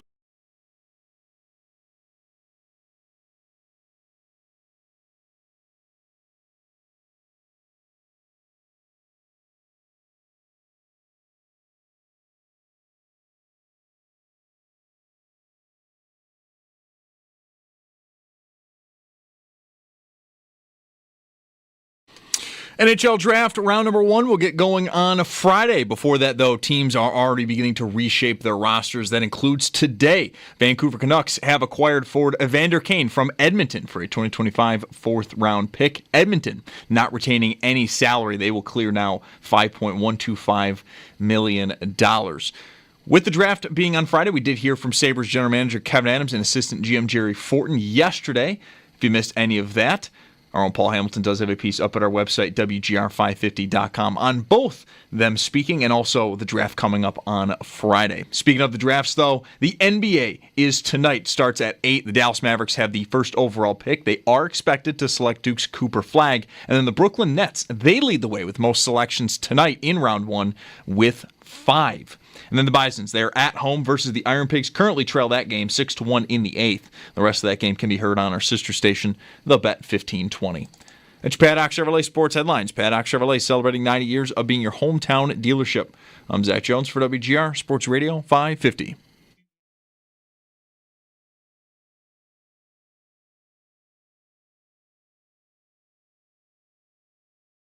They kept relatively staying the course, and I think that's the correct approach. Like, I think, ultimately this team is, I don't want to say they've been unlucky because most of those defeats I think have been fair enough, but it's just the reality of, like, they are a really, really good football team, but they're also losing to other very, very good football teams at the stage of the season where only one team can advance. And sometimes that's just the way it goes, unfortunately. Sam Monson, our guest earlier today. Mike Schopp and the Bulldog here. Thanks for listening. If you wanted to get in on the Sabres stuff from yesterday, from all the time, the draft opens Friday night. Definitely the week for it. Good time for it. 803-0550 to do that. Just talk to Sam about the Bills' upcoming season. Got into the wide receiver thing a little bit. Told an interesting Brandon Beane story. And, talking football is always, we're always up for it. So give us a call if you'd like. As we look to the phones, here is Zoe with us. Hello, Zoe. Hey, how you doing? Good. Thanks for calling. Thanks.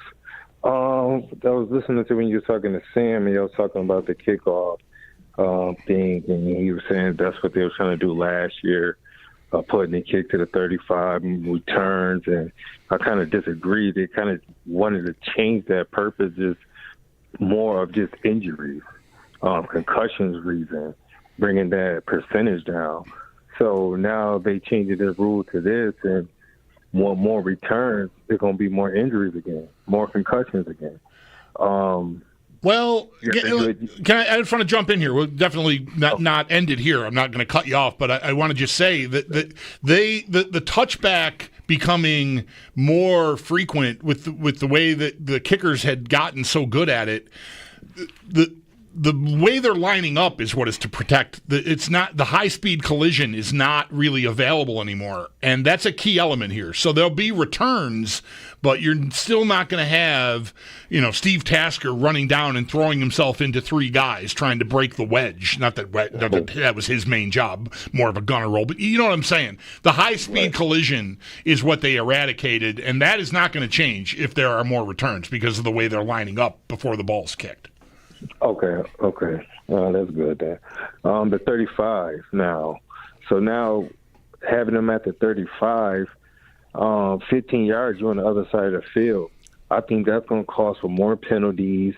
They're going to put you in the red zone. And I just think now this is going to be more high scoring. Maybe because of the bet reason, money. But everything, team that's not even good going to be scoring 20 points a game. Is that something that worries you?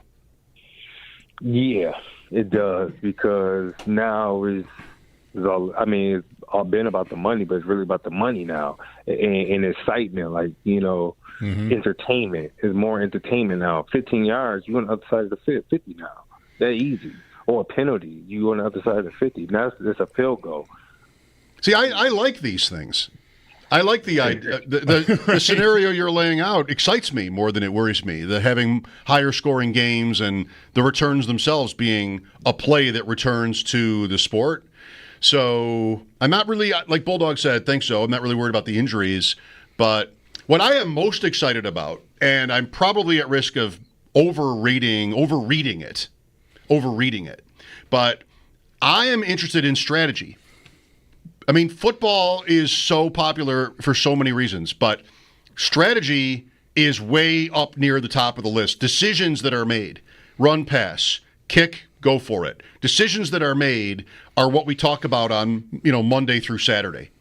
And I think it's possible that the kickoff changes. I think we're headed to a place, I hope so anyway, where it becomes more of a debate what teams do. I mean, the Bills season will start. Will Tyler Bass just kick the ball in the end zone like ever? Or will he not? How are we running it out? We've got more teams, I think, that have put more thought into their kickoff return men.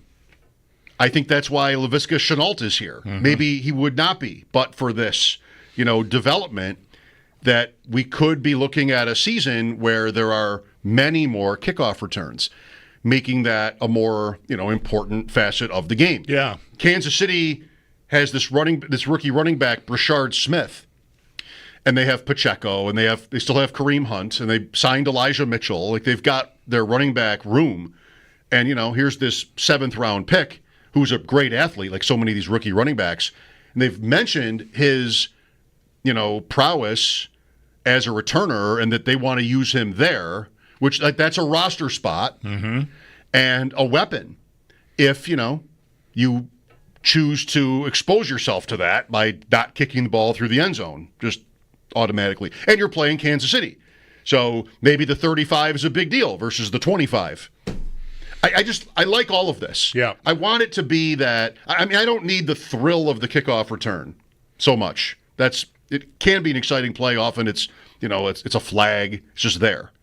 But I'm kind of excited to think that maybe it opens up more strategy stuff. To the callers, though, like if you're worried about the 35 as a starting point because of the touchback, and that has been the tactic for a while. And I even at this time last year thought with the change, which was going to be to the 30, like they're not going to mess around with this formation and being exposed to returns. They're just going to kick it out of the end zone. And that happened enough. Like Sam makes a good point that it'll be even better this year, but it was better than I even thought it would be. The percentage of kicks that were touchbacks changed dramatically enough for me to say that they did a good job with what they did.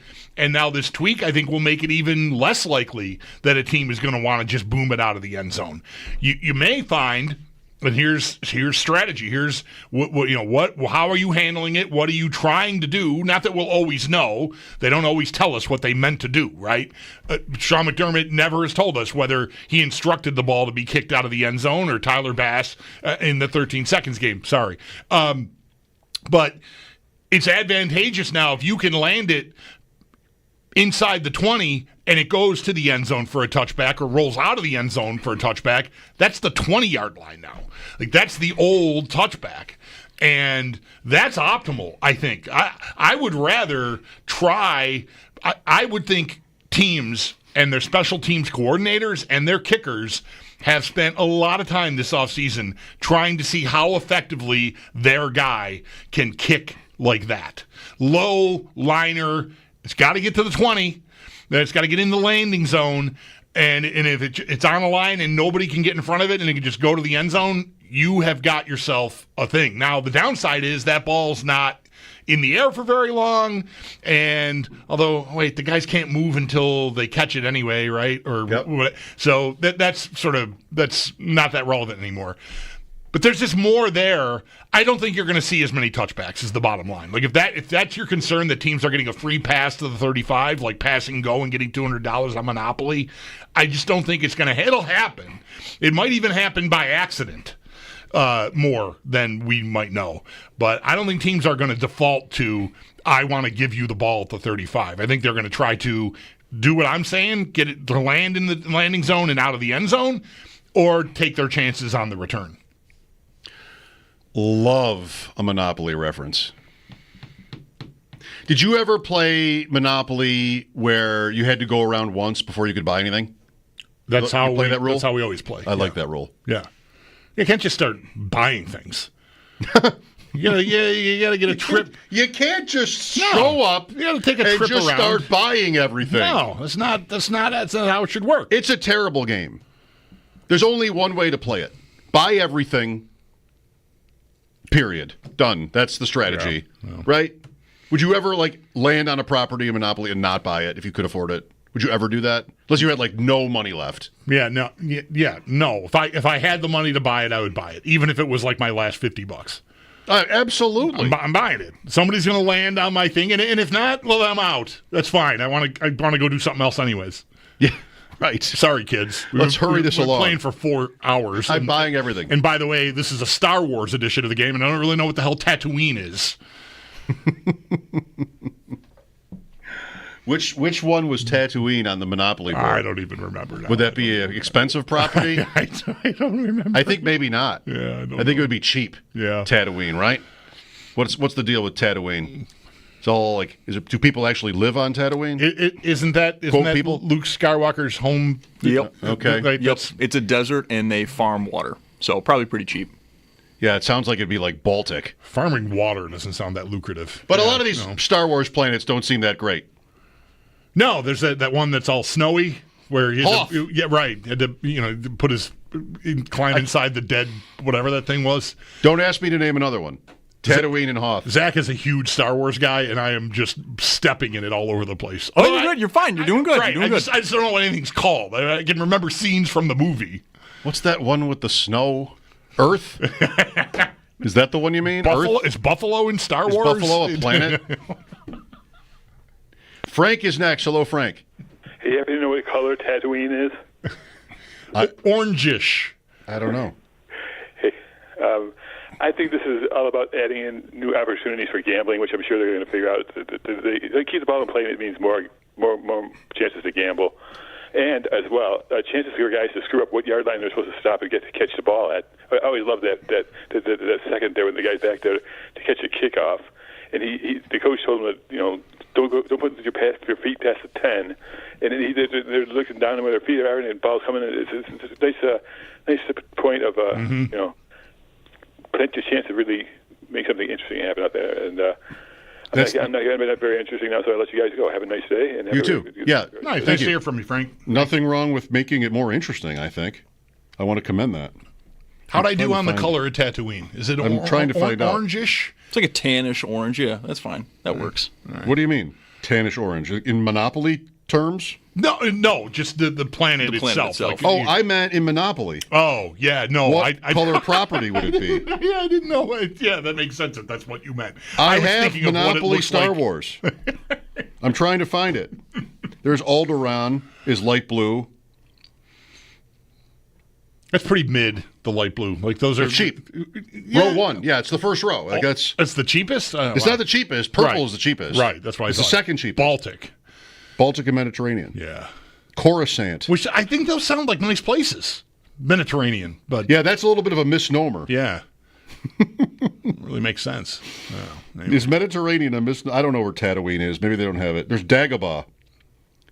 Heard of that one? Sure. That's green. Yeah. That's more. It's like nice. I believe nice. you. Yeah. Dagobah. Green. What is the what a green? Marvin's Gardens was yellow. Yeah. Marvin Gardens is yellow. Marvin Gardens. I always wanted it to be Marvin's though. Really? Yeah. Like the Gardens of Marvin? Yeah. Yeah. Marvin's Gardens. What's Marvin? I don't even know. You know they're all streets in Atlantic City.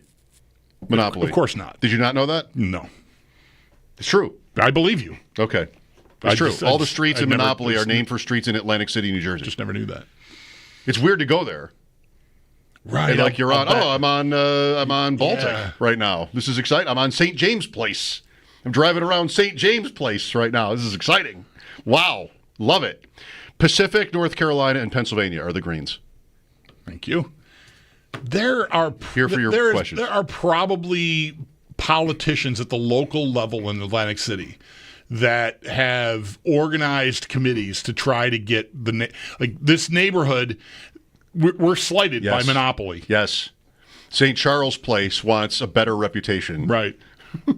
We need you to elevate the price of the property because it's hurting our tax base. And it can't be more expensive than like St. James Place. Right. Because of the board.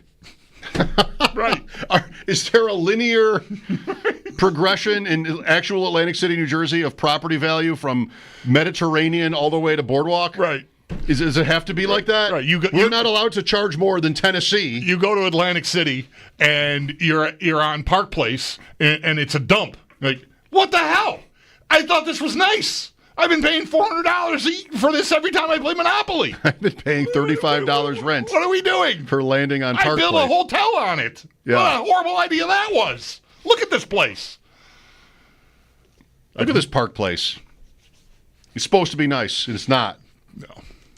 Yeah, that's right. There's some internal pressure there to keep up with the monopoly standards. Perhaps. Or maybe it's all over the place now. Maybe there's just no rhyme or reason to the property values in Atlantic City based on street names. The game Ventnor. The game did Ventnor. The game did invent board games, I think. It's been around since like 1920 or something, I think. Ventnor is now like the Ritz. Ventnor. I don't even know what Ventnor is. Ventnor is one of the yellows with Marvin Gardens and Atlantic. Really? It's in between Atlantic and Waterworks. How do I feel like I've never even heard that word, let alone seen it on a Monopoly board? I've owned I like the yellows. I love the yellows. It's good value. Huge value. Get a couple a couple houses, eventually a hotel. Like you're in business, right? The Reds are the Reds are the top for being landed on the most because of jail. You go to jail, you're back at that first corner, right? And you come around to that red, like that. You're almost never getting stopped. Red is just like prime, and yellow is right next to red. We're here for your Monopoly takes. 803-0550. How did this start? Tatooine? Yeah. Is that how it started? Star Wars? Was it? You said something. I said I love a Monopoly take. Right. Yes. I don't know. I forget. Too long ago. Mike Schopp and the Bulldog. Lines are open. This is WGR.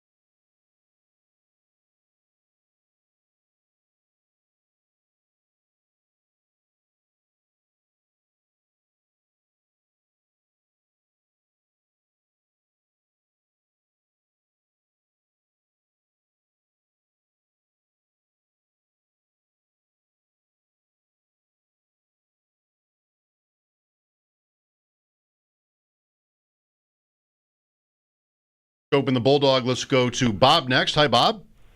How are we doing today, guys? Good, Bob. Thank you for calling. With Monopoly, how about free parking? Any money with free parking or no? I say no. I grew up playing $500 would always be just sort of stationed in the middle there for free parking, but I've become a purist. I'm against it. We used it.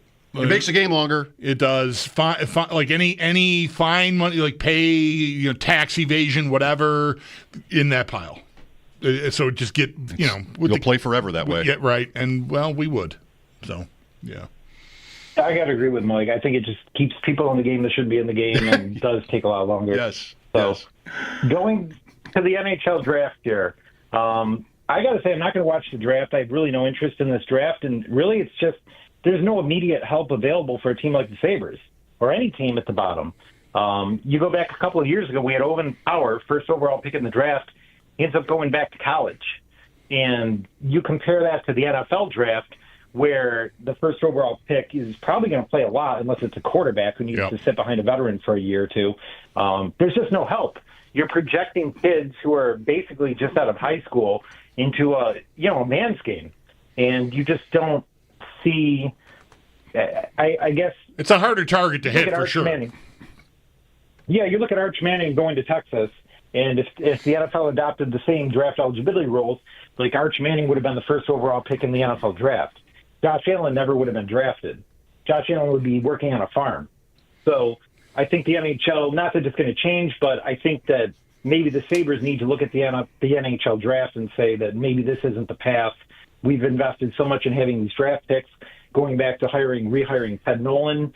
That part of things just hasn't worked out. I'd like to see the Sabres move away from some of these prospects, the Isaac Rosans. Like, these are first-round picks. We're already talking about moving away from Peterka. Like, what's the point of watching the draft when none of these guys pan out, or if they do, they pan out for, Reinhart, Eichel winning Stanley Cups with other teams? Can't blame you or anyone for being cynical about it, but it is the easiest, if not the best way to build a team. Zach Benson was picked 13th and played right away, full season for the Sabres. So it's not impossible either. You're not saying it is. Yeah, I mean, I wouldn't want to have the Sabres take on a philosophy that they don't need their draft picks. But they've been losing for so long, it almost feels like now they're kind of into a corner here, maybe thinking that we just can't keep doing the same things. Yeah, it's gotten extremely fatiguing trying to invest in getting excited about Constance Hellenius or Wahlberg or anybody that's playing well in Rochester. It doesn't mean they won't get here and have an impact when they get here just because this guy didn't or that guy didn't, but it's just a waiting game, and if they make a pick at 9, it will very likely, unless Benson.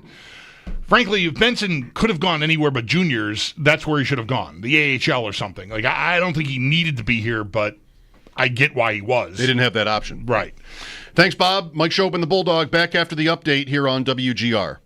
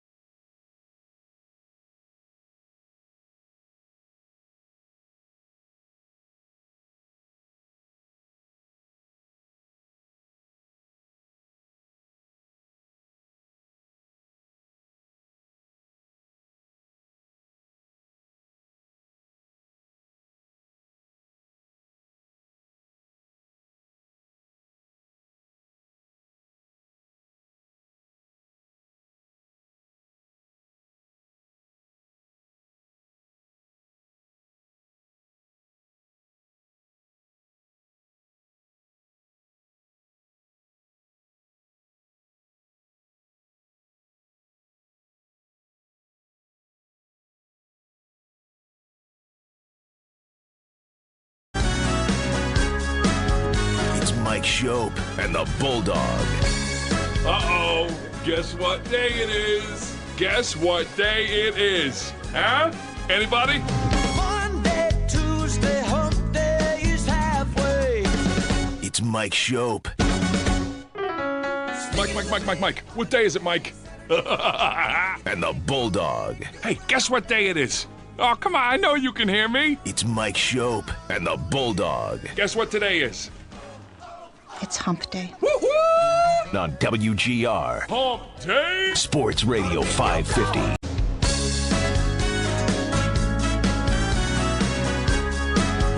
It's Mike Schopp and the Bulldog.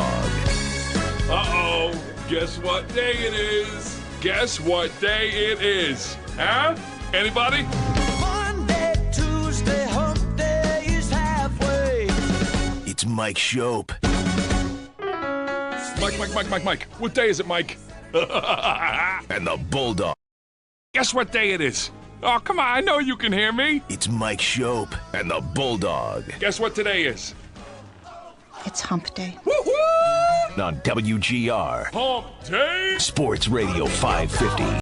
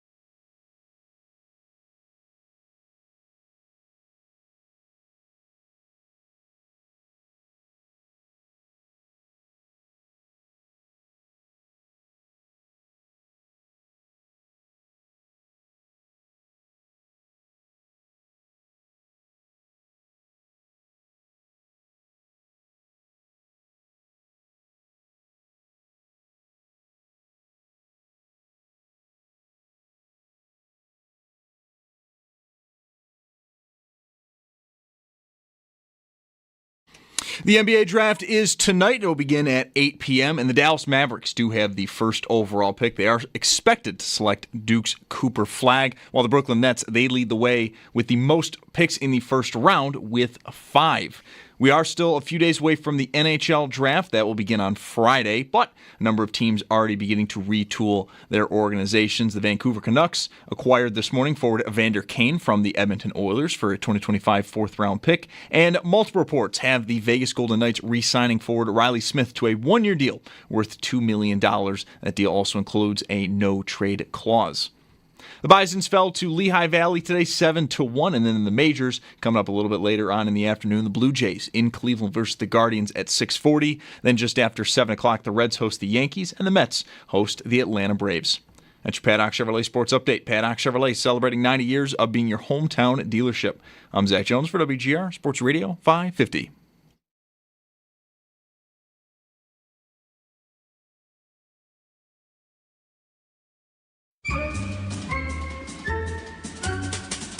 It's Mike Schopp and the Bulldog. I got a speeding ticket in the mail yesterday.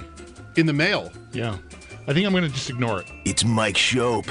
Where was this? Spain. And the Bulldog. I think if I just lay low, I think I'll get away with it. Not mention it on the air? Definitely don't want to talk about it on the air. It's Mike Schopp and the Bulldog. I like the sound of this more and more as we go. I'm an outlaw. On WGR Sports Radio 550. Welcome back. Thanks for listening. We had some football talk there about a half an hour ago. Well, actually, longer ago, with Sam Monson on the show, among other things, talking about the possible results of the next round of changes to the kickoff rules. The NFL is like, all right, the 30 wasn't enough. How's the 35 suit you? They're calling this the even more dynamic kickoff. Yes. That's not official. But also a lot still, some more from yesterday on the Sabres and Kevin Adams' press conference. The NHL draft opens Friday night. Yeah, it is we spent largely yesterday dissecting what he said and how he said it. It's a big week in hockey. I mean, the draft is a time when business is normally done. Teams are reshaping rosters, decisions on letting players go and hit free agency. All of that is coming to a head here in the next week. So it is an important time. As dejected as we often are about the Sabres, there's a lot going on in hockey.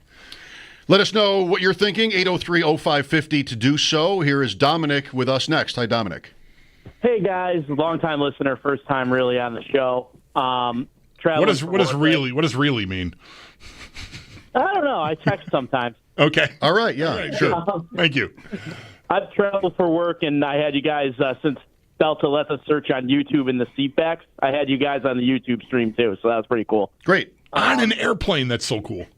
Yeah, that's pretty cool. But hey, I just want to say, I have 12 employees under me at work, and if last year we couldn't give raises, and I had to get up in front of them and say, hey, this is awful, and I'm not getting, no one's getting a raise, and I just flat out was said, we could do better. This isn't bad, or this is bad. But if Kevin Adams, the way he talked, if he did that in corporate America, man, I mean, employees would either be transferring or no one would want to work for that person. And I just find it frustrating that this guy talks to us like we're like, I can't say the word, but it's terrible. And I think he needs to be media trained, and I think someone in the Sabres organization needs to sit down with him and say, the way you're sounding, you sound like a stuck up, what. So that's just all my 2 cents. It just drives me nuts. And that's all I got. Okay.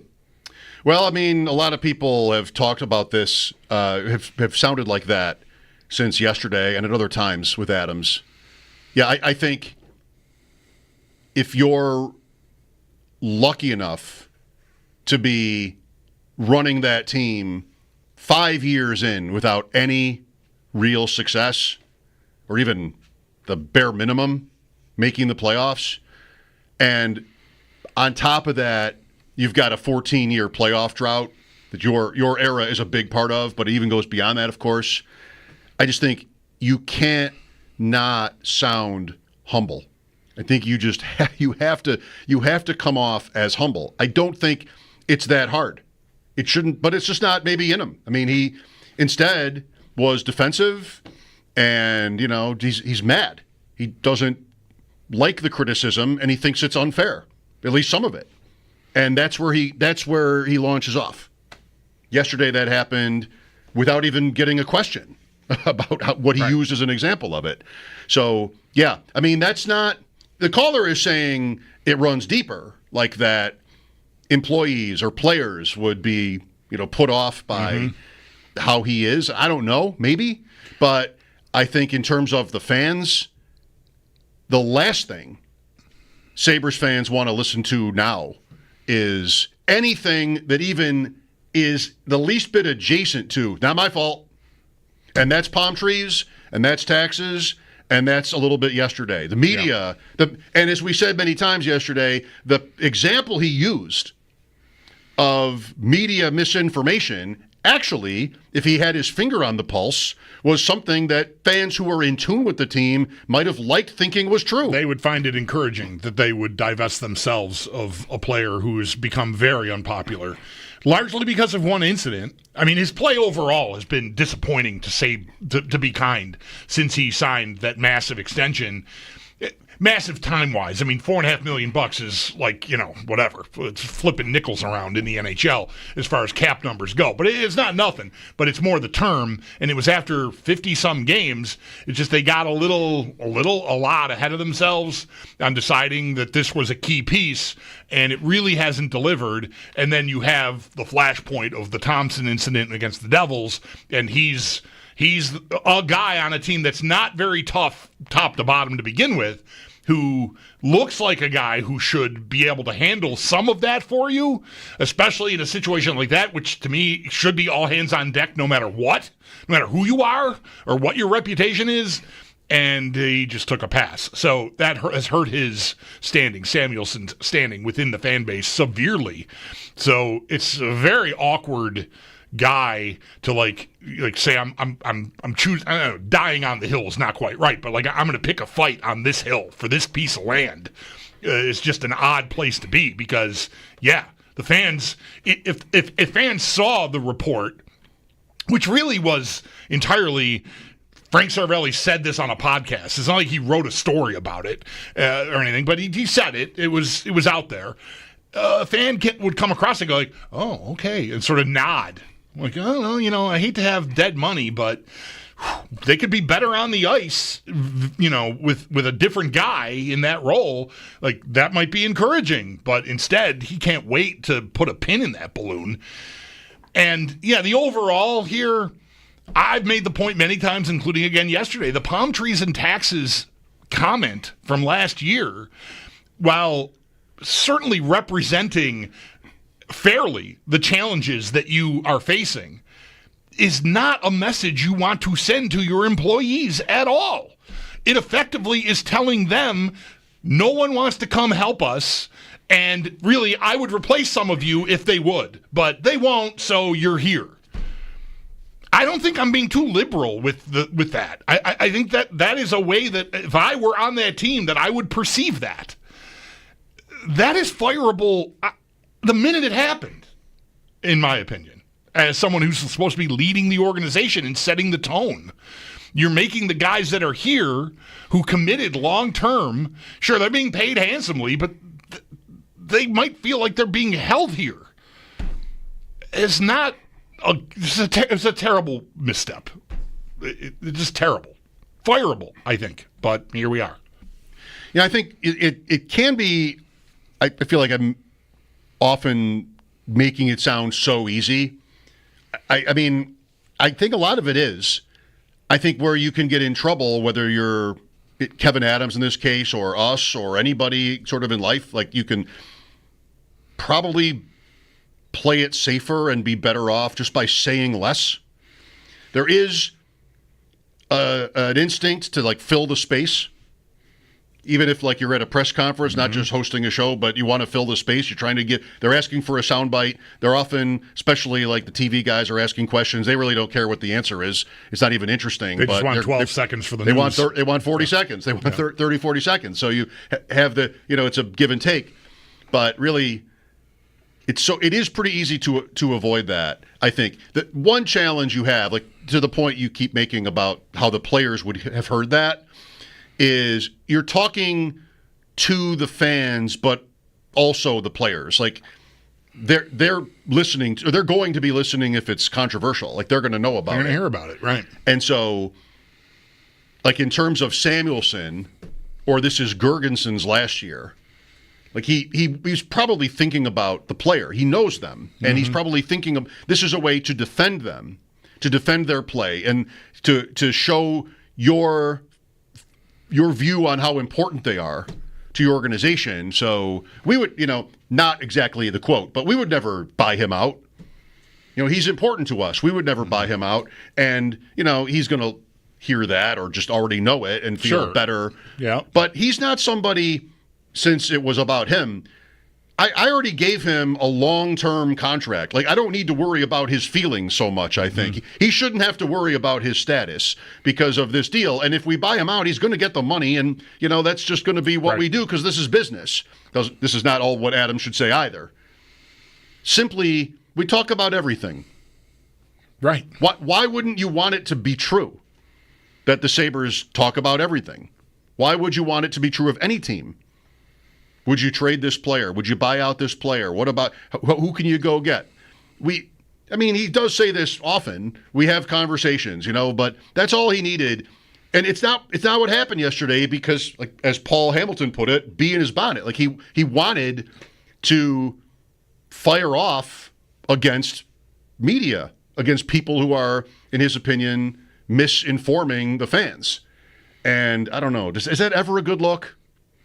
Is that ever a good look? Even when like successful coaches and GMs do that, does it ever work? Like Polian, right? Like, does it ever really look good? It plays with the fans if you're good. If you win, like Brandon Beane is a hero to a lot of Bills fans for what he did with our morning show. Really? I think a lot of fans feel like he's passionate about his guys. He's defending their honor, and these smart-ass radio guys, what do they know? That kind of thing. Like, when it comes to that, I mean, we've been doing this long enough together. I feel like I have learned this. When it comes to the team or us, we lose. Our audience chooses the team, and like there's an example, and I'm not going to go through my Twitter feed to show the receipts, but they're there. Team. When push comes to shove there, but yeah, you just say less. Like I could again. It's never been difficult for me to understand that Kevin Adams would feel privately talking with his, provided they're there occasionally, his management team when they're in town. That like, man, Florida, Vegas, no taxes, the weather, like we're in tough here. Like, sure, privately, you can feel that way. It's completely legitimate. You do not say that in public to the league, to the league's players, to the managers in the league, to everyone, and especially, again, your own players. You just don't. Everyone was laughing at him and them. Fireable the moment it happened. Nope. Just going to say, speaking of weather, it right now is 86 by my phone here in Amherst, Miami, 84. We can't even win on summer because it's too hot in the summer there, right? But I saw a map yesterday. Like everybody's riding a heat wave. Boston, I think yesterday was 102, but Miami was like 80. Stop it, Miami. Stop it. It's bad enough what it's like in January. Right. We're all roasting. You should be roasting. You're cooler than us? Yes. That's not right. Trista's down there. It's not okay. Really? By the way, yeah. Like, it's nice and cool out. It's just... No. Are you in Portland? No, I'm in Miami, Florida. It's just perfect out in the summer. That shouldn't happen. That should not happen. Boston, 102. You're not going to get back on the 100-degree horse this year? More action on will it be the first year ever? No. Look at how it's starting. We're almost 90, right? Yeah. And it's still not even July. Come on. Let's go. Let's see some action here. I rushed that. 100 degrees. If I could start over now and get but I'm chasing. Yeah, you are. I don't want to do that. Don't chase. Yeah. Don't sending bad money after lost money or something. Right. Well, however that goes. It's just not. That's not how it goes. Something along those lines, I think. Good money after bad. I don't even know if that's I don't know. Either. Let's stop. Ryan is next. Hello, Ryan. Thank you for being there, Ryan. Hey, guys. How's it going? Good. Thank you. Yeah, so going back to the NFL kickoff here, the one thought I had on all this is, if you kick the ball out of bounds, it goes to the 40. If you kick a touchback, it goes to the 35. So where does that change the strategy with trying to pin them closer to the sideline when you're kicking off possibly? It's only that 5-yard difference. That's a good question. What's the perfect kickoff? The perfect kickoff is caught at the 3 in the corner, right? That's what you want. But you can't cut it too close because if it goes out of bounds, that's bad. So I think that's like outside the hash marks, inside the 5, but not in the end zone. If it bounces in the end zone, Bulldog, that's not the 35, that's the 20. The 20, if it bounces short between of the end zone, the 20 and the goal line. And I can't wait for a review to determine whether the nose of the ball broke the plane of the goal line when it landed and rolled into the end zone for a touchback. I can't wait for that. I echo those sentiments. It's going to be great. It's scintillating television. I don't know, Ryan. Do you? I mean, you cared enough about it to call us. Do you think it could be interesting this year with this stuff? Yeah, I mean, I think some teams will have to make a decision which they care more about, those 5 yards or the chance to pin someone back a lot farther. And I feel like, ever since these changes happened, the Bills have been more willing to avoid the touchback. So just, what sort of skills do the kickers have to do that placement? And keep No, you're thank you, Ryan. You're raising a point I had not thought of, which is that the difference between the new touchback spot and the out-of-bounds spot is cut in half from last year, which should logically make you more willing to try the sideline. You don't want to kick the ball out of bounds, but maybe you're more willing to kick for the corner. I love a review. I don't remember last year if there were any kickoff landing zone reviews. Were there any? I don't remember seeing one. I don't recall. But we're still champing at the bit for one, so we can complain about it. It's a whole new year, though, so we shall see. I think the optimal kickoff is what I've said a couple of times, which is line drive, lands inside the 20, goes to the end. Nobody can field it. It's knuckleball, whatever.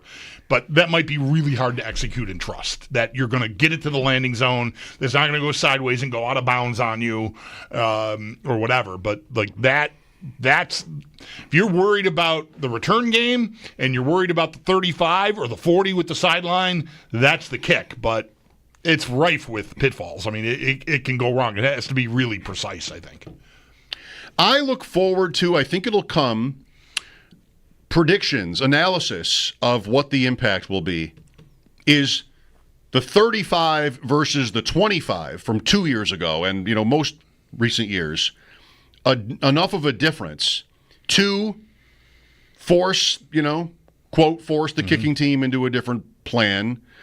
And just like what percentages of drives that end up in points based on starting field position. I'm sure that's available data. Like, that's not something that has to be new. Drives have started at the 35 before. But just like what kind of how tangible a difference is that? How significant a difference is that? It's one first down, right? I mean, the 35 from the 25 is one first down. But you are, with kickers now, you are 30 yards away from scoring. Right. From being more than 50% to score. I think if you're at the plus 35, or at least the plus 30, you would be more than 50% to score points on that drive. You'd probably have to be. So maybe it's big. And maybe teams think it's big and won't kick the ball in the end zone, which is maybe what the league wants. And maybe then we're talking about kickoff returners as more important. Like, right. Who is the 2025 version of Cordero Patterson? Like, do we have how much of a game changer is that? Right. You mentioned earlier Chenault being signed here, I think, is entirely about that. The trick with him is they had Corrington last year, who's a corner, but Codrington, thank you. Yeah. Sorry. Mm-hmm. He played in the finale, I think, right? Like, he's not someone that's in the rotation. He's here because he returns punts and kicks. And Chenault has 0 punt returns in his NFL career. He is not a dual return man. He returns kickoffs, and it's not fielded punts. I don't even think he did it in college. I think I read when they signed him. So he is not an upgrade/replacement. He's a supplement. And will they keep 2 guys? Will they find someone else on the roster that is already here that is in the rotation to field punts and return punts? Are they going to keep 2 return men? 1 for kickoffs? Because they would use 2 guys on kickoffs now, too. You're going to do that. So there's maybe a cause for it. But in the model that the Bills have got going right now, recognizing that this could change, like, if Chenault is here and isn't really of any value as a receiver, like on the offense, and Carrington is not of any value really on the defense as a corner, I don't think that's optimal at all. I do not want to have 2 roster spots unless the kickoff becomes so important, which it could. It could. I suppose that's in the window. Maybe they'll make a determination on that in the preseason to some extent, because they've always valued having that specialist. They've gone out and sought that player out. They traded for this Carrington at the end of the preseason to get him in here. So I just don't know if it's worth it. I feel like that could be an overreaction to the new rules. Like, I've got 2 specialists now who really are not helping me on either side of the ball, and they're here just to do that. Man, that's tough, I think. 803-0550 for your thoughts. Thanks, Ryan. Mike Schopp and the Bulldog here, WGR.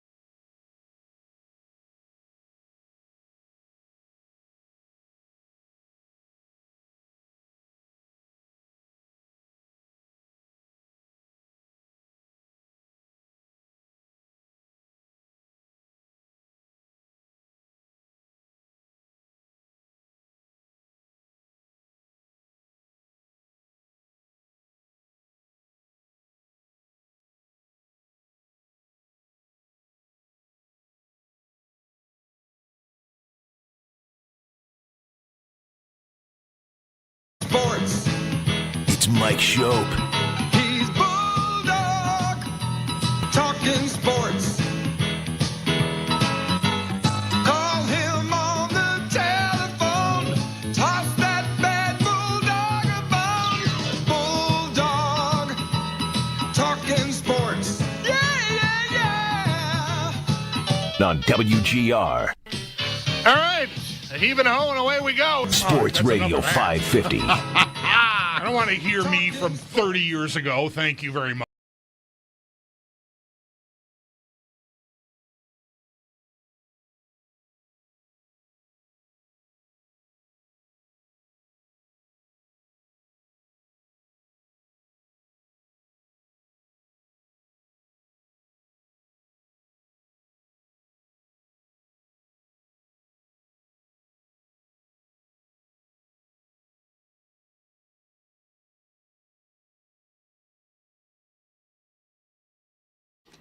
The NHL draft begins this Friday, but before that, a number of teams already getting underway restructuring their rosters. Today, the Vancouver Canucks acquired forward Evander Kane from the Edmonton Oilers for a 2025 fourth-round pick, and the Vegas Golden Knights re-signing forward Riley Smith to a one-year deal worth $2 million. Also in that deal, a no-trade clause. Speaking of drafts, the NBA is tonight. It starts at 8 p.m. The Dallas Mavericks do hold the first overall pick. They are expected to select Duke's Cooper Flagg, while the Brooklyn Nets, they have the most first-round picks in round one tonight with 5. The Bisons, they fell to Lehigh Valley 7-1, and then the majors, the Blue Jays in Cleveland versus the Guardians at 6:40. Max Scherzer getting the start for the Jays. Then at 7, the Reds host the Yankees, and the Mets host the Atlanta Braves. That's your Paddock Chevrolet Sports Headlines. Paddock Chevrolet celebrating 90 years of being your hometown dealership. I'm Zach Jones for WGR Sports Radio 550.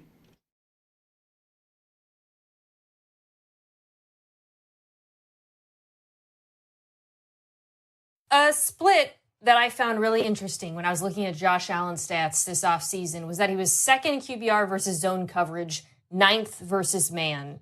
That's not a Josh Allen stat. That's a Bills receiver stat. And it's not bad, right? We're talking 9th overall. But when you're talking about an offense in Buffalo that faces a ton of man coverage, in part because defenses now are so afraid of the run game, it honestly is the kind of thing that is the difference between them making it to a Super Bowl or not. You need one of those skill players to step up as a true 101 man beater, someone who can get you big plays downfield.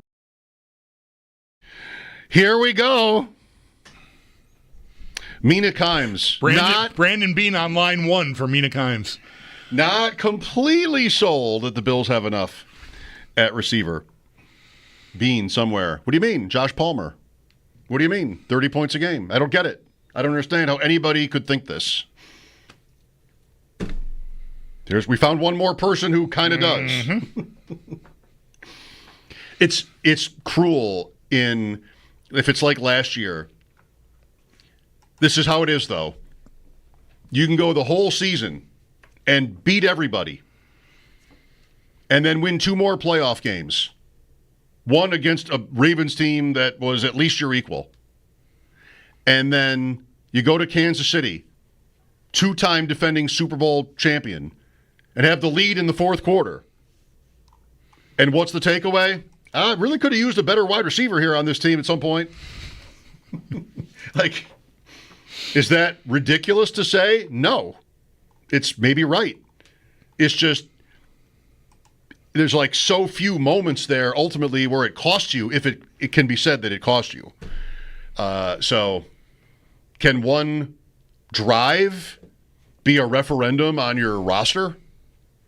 I mean, you'd like it not to be, but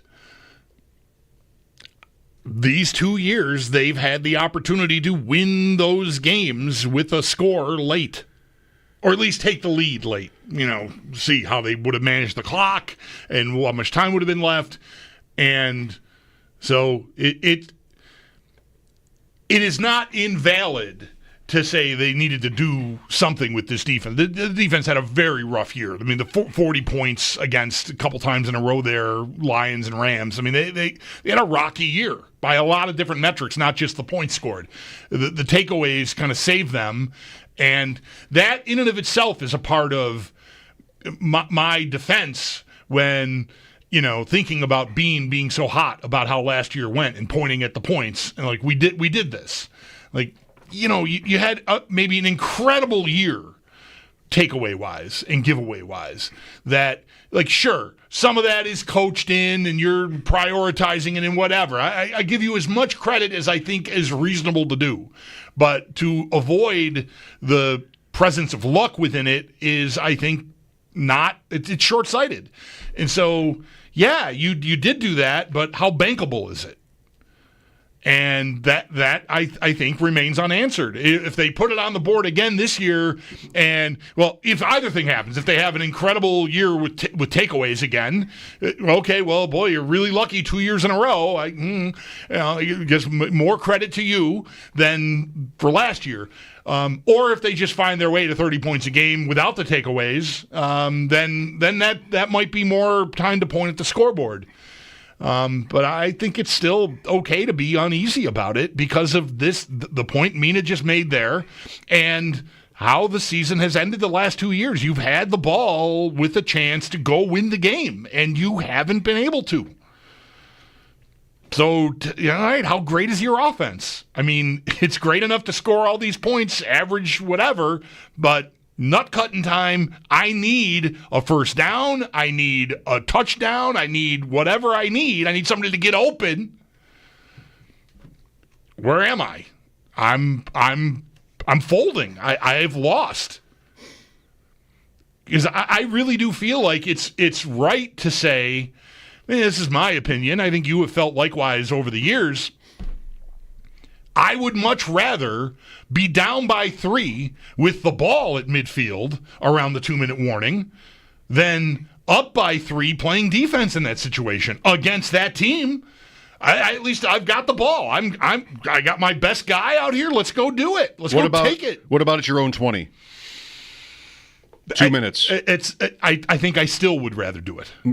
That's kind of where I am too. I think I still midfield would rather. Is too easy to. But that's where they've been the last 2 years. They were around midfield last year, and in the year before they were even deeper than that. Like they were in field goal range. Yeah, I think it was like the 30. So maybe even deeper.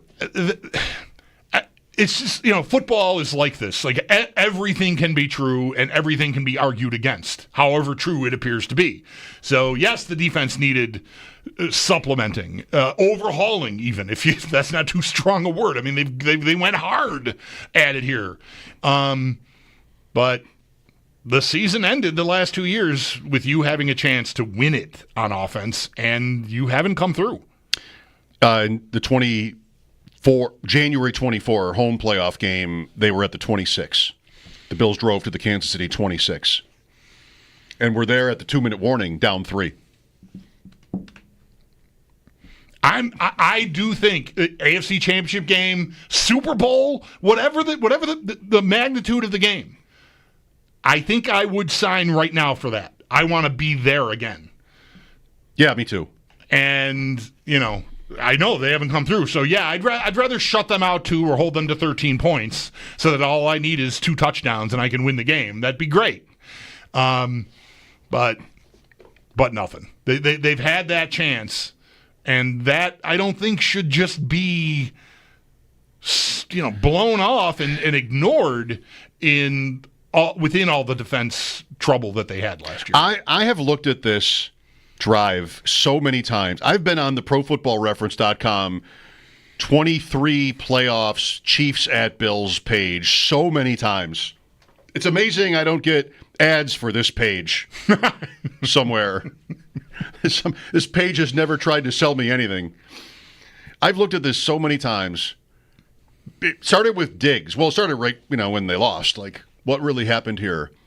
8:23. They get the ball with 8:23, down by 3. They end up, the way it went, using too much clock because they went 6 minutes or almost 7 minutes and didn't score. And so it was 1 first down and then kneel downs. If they go 3 and out, I mean, maybe Kansas City drives for a touchdown and you're beat, but if they don't, you're almost in a better spot because you can't play like that. I've looked at this page so many times, this drive even so many times, because of Diggs. Because Allen goes 6 for 9 on the drive. Again, this is the home playoff game 2 years ago. 6 for 9 on the drive. 0 for 3 to Diggs. 6 for 6 to everybody else. Including the bomb on the first play, right? Yep. Kincaid, Knox, Kincaid, Allen first down run, incomplete to Diggs. Allen run, fumble, Spencer Brown recovers it. Allen to Shakir first down. Kincaid, Cook stopped. Sherfield Sherfield, first down to Sherfield, and then you have the final series. Cook is stopped, the 2-minute warning. The incompletion is Shakir in the end zone. Right. And then the third down jailbreak. is like a scramble to the right sideline and a prayer, right? And then the missed kick. Right. I should sponsor this page, but that'd be weird. I mean, it's a Bills playoff loss. I wouldn't want to do that.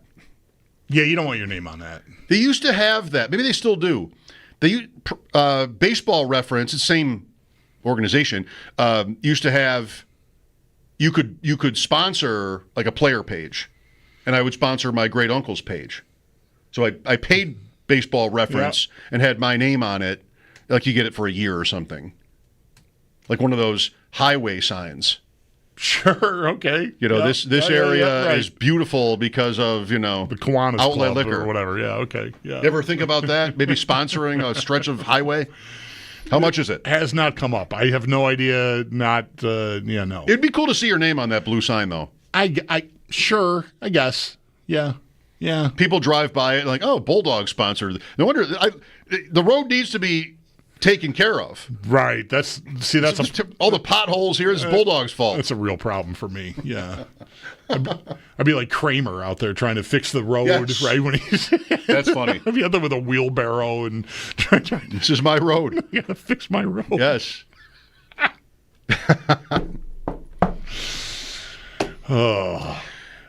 Tonight, Max Scherzer is pitching for the Blue Jays.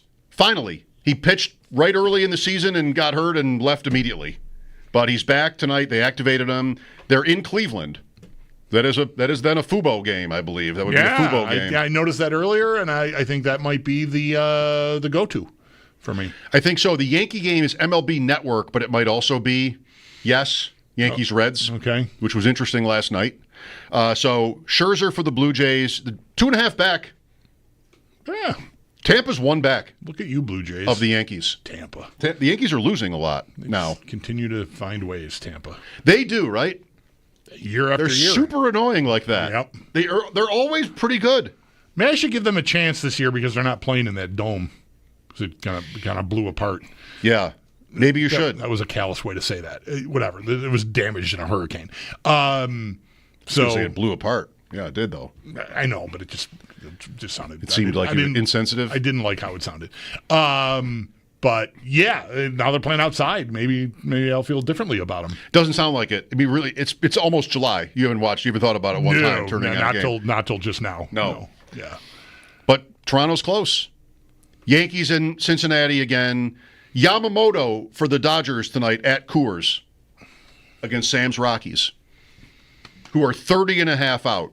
They've stabilized the Rockies. I was going to say, are they back to losing games regularly yet, or are they? They're not hot. For them, maybe it was hot. I don't know. Last night, I think it was 9-7 Dodgers. I mean, that's the Dodgers. Right. But Yamamoto at Coors will be interesting. Maybe. I'll be listening to the Bronx Zoo again on my drive home. The book. I'm loving it. Right to late June, right about now on the calendar. Oh, that works. Yes, but I'm not going to. You're not going to be able to pace it out until the fall here. No, I'll be done with this book in less than a week. Right.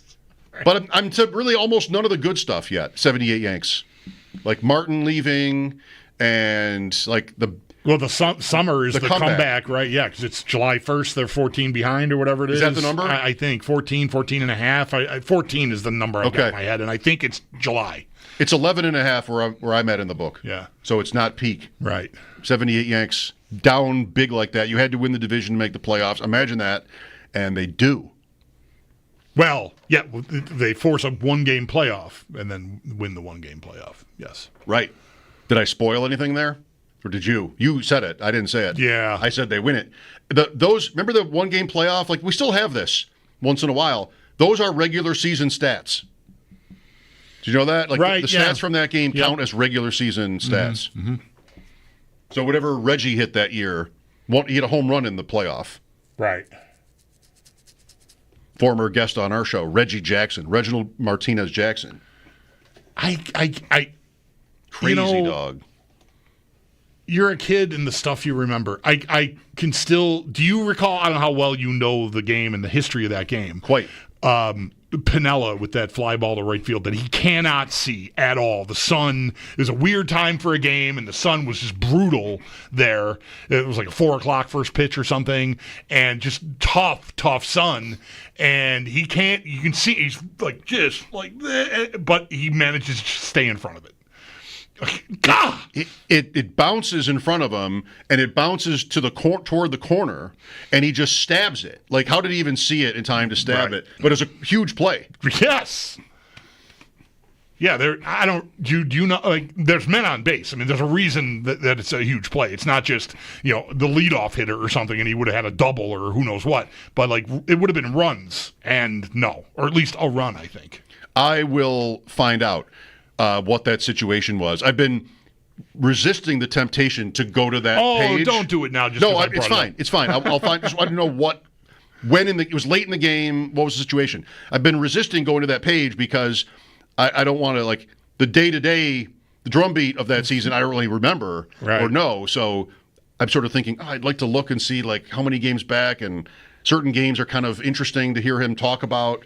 The game, it was a game that was 9-9, and the Reggie and the center fielder Blair maybe like ran into each other for a game-ending inside the park home run in Kansas City. Like stuff like that I've wanted to look up, but I didn't want to because just finish the book first. Right. But I'll get you that Pinella answer. Also, we'll find out what his 3 nicknames are going to be probably at Baseball Reference, like every other player. Mike Schopp and the Bulldog at 803-0550. This is WGR.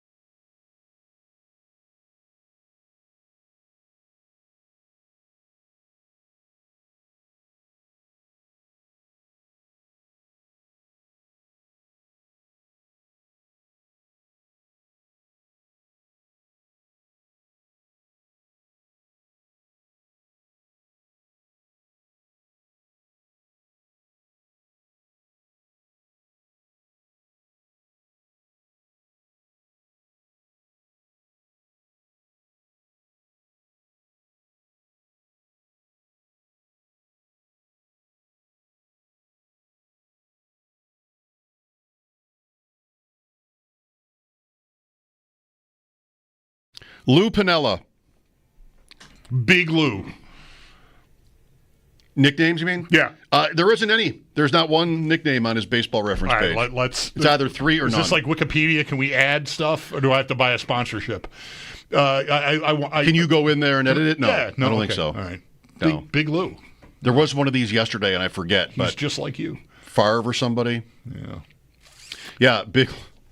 The play, so it's the bottom of the ninth in Fenway, 78 playoff. It is the bottom of the ninth. It's the bottom of the ninth, 5-4 Yankees. They got up 5-2, and then Boston got 2 in the eighth maybe for 5-4, 7th or 8th.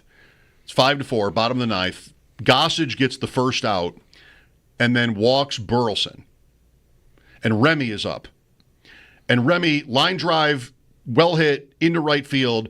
As soon as the camera gets to Piniella, his arms are out like this. Right. Like I don't know where the ball, I can't see the ball. Yeah, he looks frozen and scared. Where is the ball? Right. It bounces 5-6 feet in front of him, maybe a little more, and kicks right, which, that's his glove hand on his left hand, which that's good. Mm-hmm. And he's able to stab and catch it and throw it in. Burleson then stops at second. Burleson is around second, and Piniella just quickly throws the ball toward third, and Burleson stops and goes back. I think he would have been out.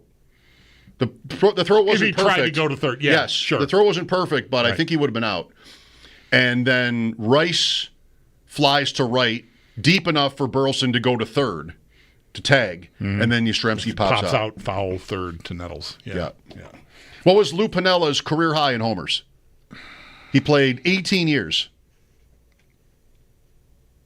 16. 12. He had 11 4 times. He hit 12 once. I would have guessed like 24. He had 102 home runs in his career over 18 years, an average of 9 per season. Different era, but, guys hit. Foster hit 50 in 1977. Lou Piniella, he kind of looked. He looked about as athletic when he was playing as he did when he was managing. Like I don't feel like he looked a lot different. So we're not talking about a fast guy. We're not I don't know. Maybe he was really good in. He made a game-saving, pennant-saving play in right field, right? So pretty much that counts for something, I suppose.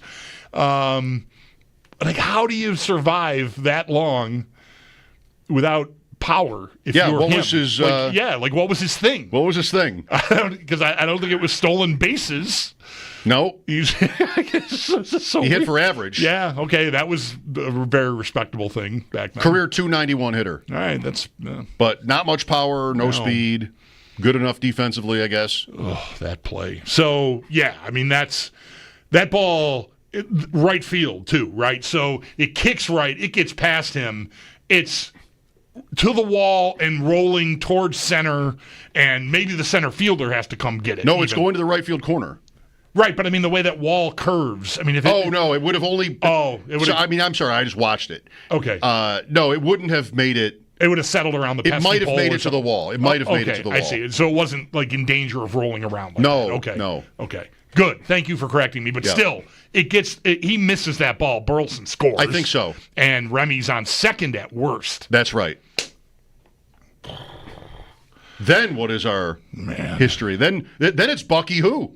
Right. If Boston wins. Who cares about your fancy home run after you sprayed that stuff on your ankle because of the foul ball off your foot? Who cares? Yeah. Who cares? You lost the game. Who cares? I feel like I can still remember walking home from the bus that day. Before the game. Before the game. Yeah. Getting off the bus at 3:15 or whatever. One game playoff, Red Sox, Yankees. I cannot wait. I think I remember watching it. That's the best I can do. I've always thought that I remember watching it at age 6 at my friend Todd's house. We would have been at his house to watch the game together. I think we did that.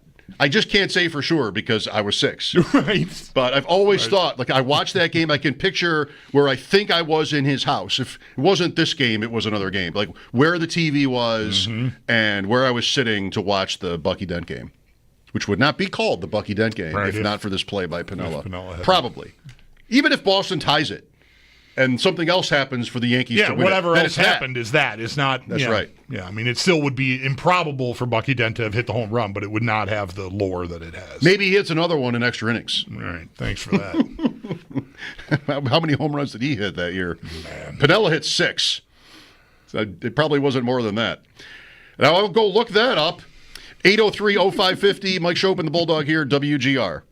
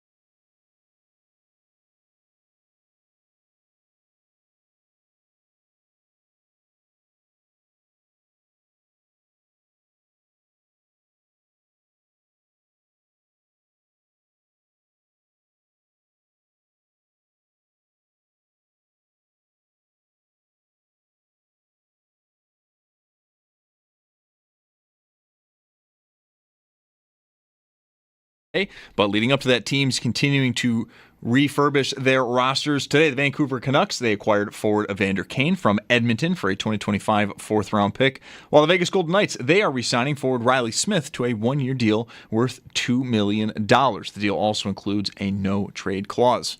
Speaking of drafts, the NBA's is tonight. It starts at 8 p.m. The Dallas Mavericks do hold that number 1 overall pick. They are expected to select Duke's Cooper Flagg, while the Brooklyn Nets, they lead the way with the most first-round picks this year with 5. The Bisons fell to Lehigh Valley 7-1, and then in the majors, the Blue Jays, they're in Cleveland versus the Guardians at 6:40. Then just after 7, the Reds host the Yankees, and the Mets host the Braves. It's your Paddock Chevrolet Sports Update. Paddock Chevrolet celebrating 90 years of being your hometown dealership. I'm Zach Jones for WGR Sports Radio 550.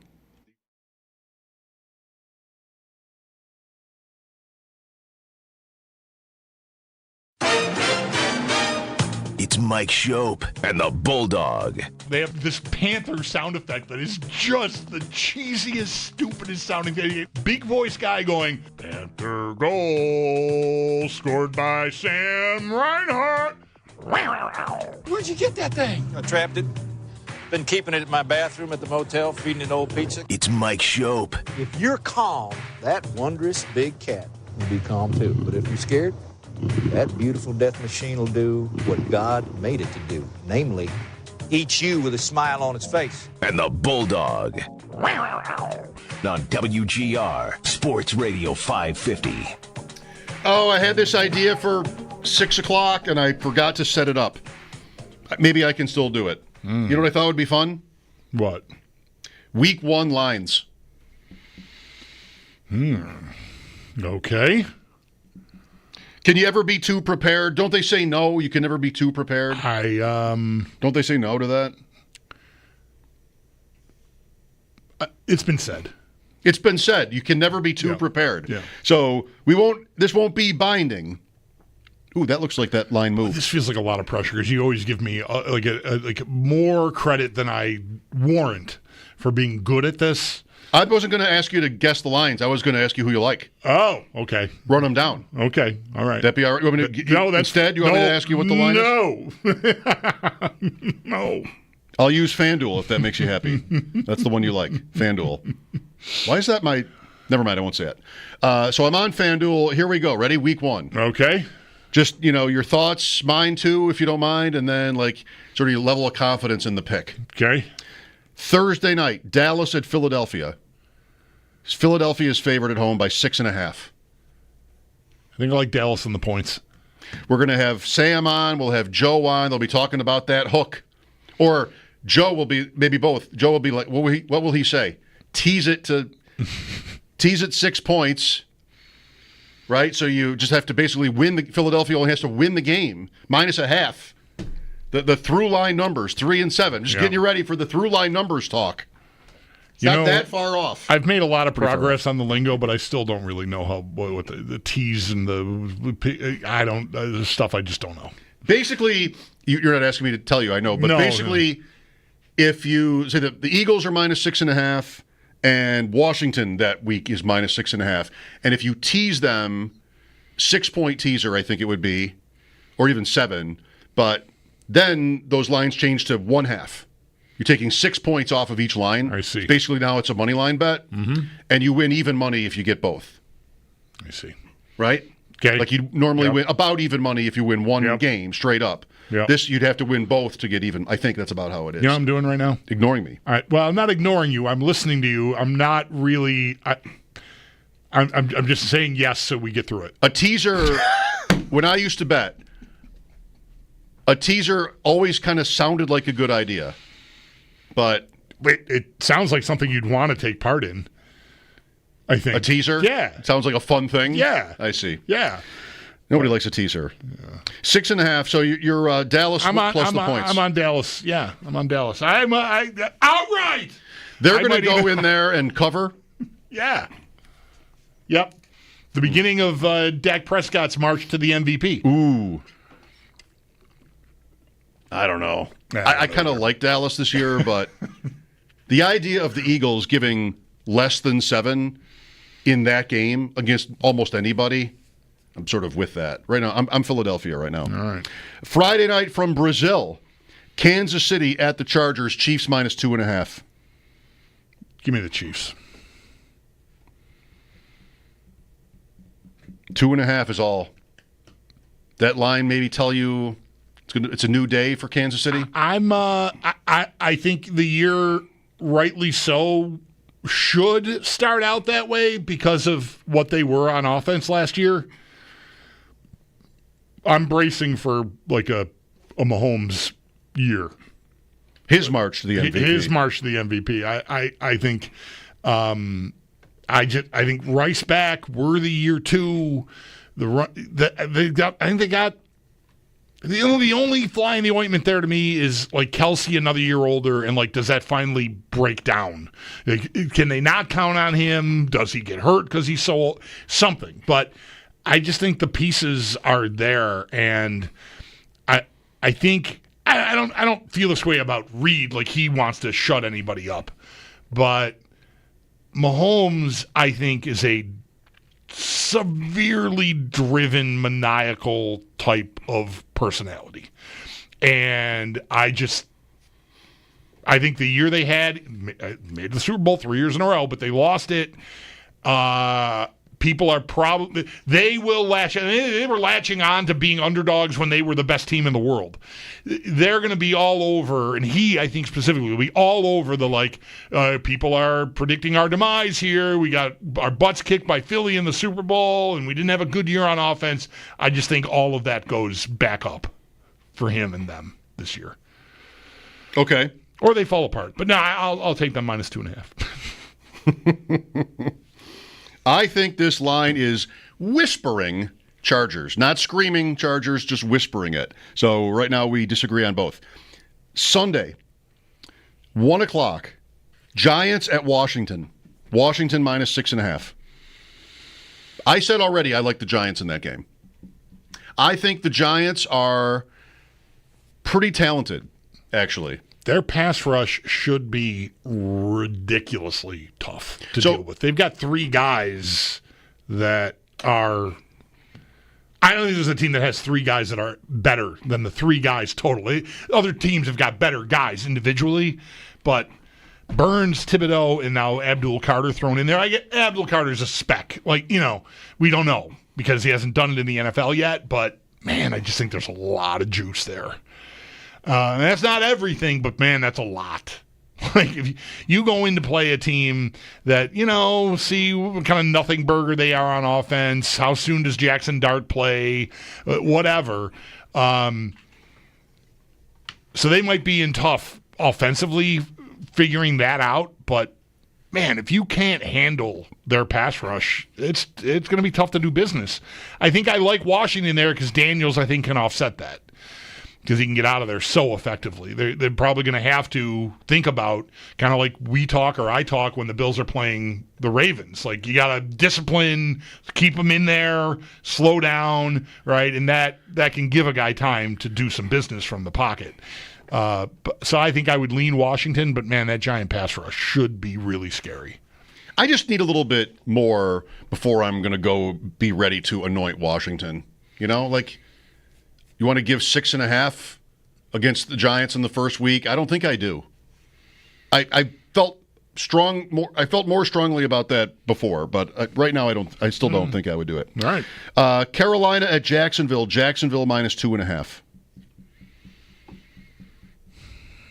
Pass. I mean, who knows? It's not a game I want to bet. No, right? who knows? I'm sitting down week 1, Friday morning, looking at my iPad, looking at my FanDuel app, trying to decide which games I'm going to pick for us baby. in the 6 o'clock hour. I know. Can you hear the open already? I mean, Fall it's is very in the exciting. air. Yeah. So I think that's a game where this guy no. Yeah, no. If I had to pick it, I guess give me the points. Yeah, me too. That's what I would say. I like Jacksonville this year, but I kind of like Carolina a little bit also. Yeah. Pittsburgh at the Jets. Rodgers versus Fields. The other team's starter last year in week 1 are now, they're playing for the other team. Mm-hmm. That makes sense. You already knew it. Pittsburgh at the Jets. Pittsburgh -3 on the road. No way. Jets, huge. Jets. This is my 5-star lock of the week so far. Through 5 games, this is my favorite pick. Jets at home, outright over Pittsburgh. Well, you know the Jets are going to really want it. Aaron Glenn versus Rodgers, and Aaron Glenn versus Rodgers. Right. That's good. That is a thing. Yes. Oh, I'm betting this right now. Battle of the Aarons.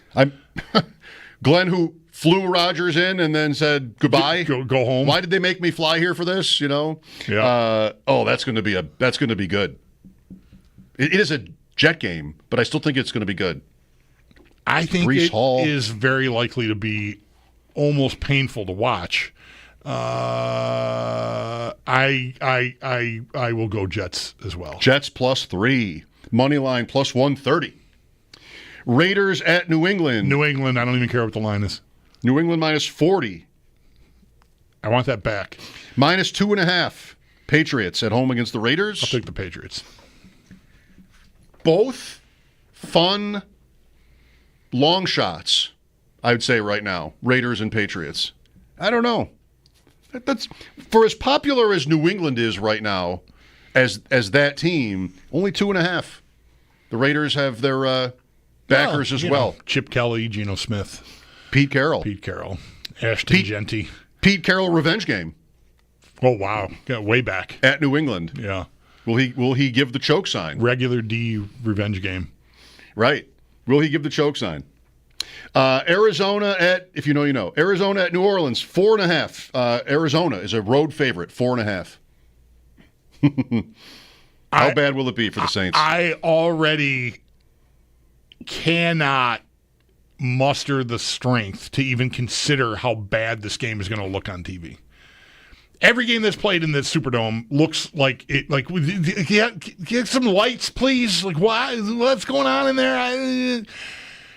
Last year's Super Bowl was played there. Arizona. Oh, I hate this game. What was it? Arizona, New Orleans. What's the line? 4.5. Arizona favored on the road. Yes, give me Arizona. 30-10. They're making the Arizona Cardinals a 4.5-point road favorite in Week 1 against somebody. I'll bite. I'll be the sucker. Who actually plays for the Saints anymore? Who plays for the Saints? So it'll either be Tyler Shugg or Spencer Rattler at quarterback. You still have Kamara. Yeah. Olave, Rashid Shaheed. People like him. Sure. You know, he's better in best ball, Bulldog. Better in best ball. Everybody knows that. Jawan Johnson. I think Taysom Hill is gone. I'm not sure. I always hear people referencing how he's not there anymore, but I've never bothered to check. I'm not drafting him. Where did he go somewhere else? Or is he I don't think so. Done playing? He had a bad injury, I think, maybe late in the year. I think he's a non-factor. Okay. So, Kendre Miller, Bulldog, like 15th, 16th round. Look for me in the big gorilla draft tonight. It'll be live streamed, and maybe I'll end up drafting one of these players. I like drafting Olave. No target competition really to speak of. I cannot get Let's move on. I cannot get to Saints in the points there. I Arizona cannot do it. All right, Cincinnati at Cleveland. The Bengals a road favorite as well, 5.5. Week 1. Bengals all day long. Give me Cleveland. Flacco against a notoriously slow starting Bengals team with a terrible defense.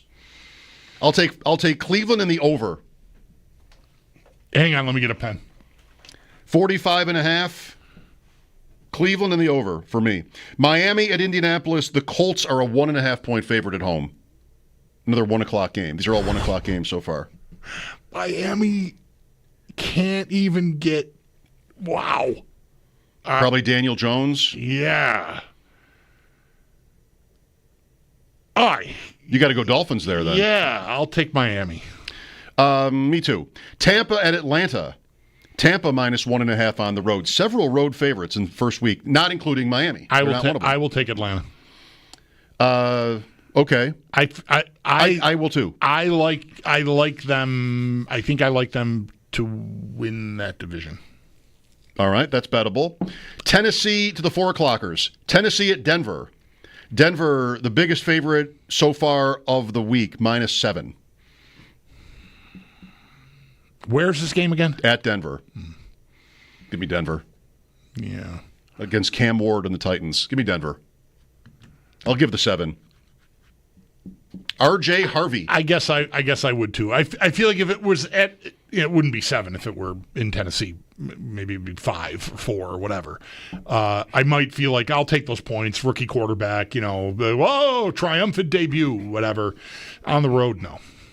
Nope. San Francisco at Seattle. San Francisco minus 1.5. Week 1. I will take San Francisco. Me too. Love it. I think Sam Darnold is going to get his face caved in this year. Man, doesn't that line change as we get closer? Niners? It has to. Just in the same way McCaffrey is getting drafted earlier because he's not hurt yet. Like everything sounds sort of positive. If that continues, the Niners are going to become like a trendy pick. Yeah, bounce back. Back. Yep. Minus 1.5 at Seattle. 425, or according to FanDuel, 426. Detroit at Green Bay. They're all 6s. The hell is that? 406, 426. Detroit at Green Bay. Green Bay minus 1.5. At home. Packers favored against the Lions week 1. Yeah, give me the Lions and the points. I'll take Green Bay. Houston at the Rams. Rams minus 2.5. I think I like Houston there. I think I don't. You would. Rams. Ravens at Bills. Wouldn't, really. 1.5. Another 1.5. Bills favored at home. I'm on the Bills. Got to do it. And then another 1.5. Minnesota at Chicago Monday night. Bears favored. Vikes. I'll take the Vikings and points there. Me too. Yeah. McCarthy in his debut.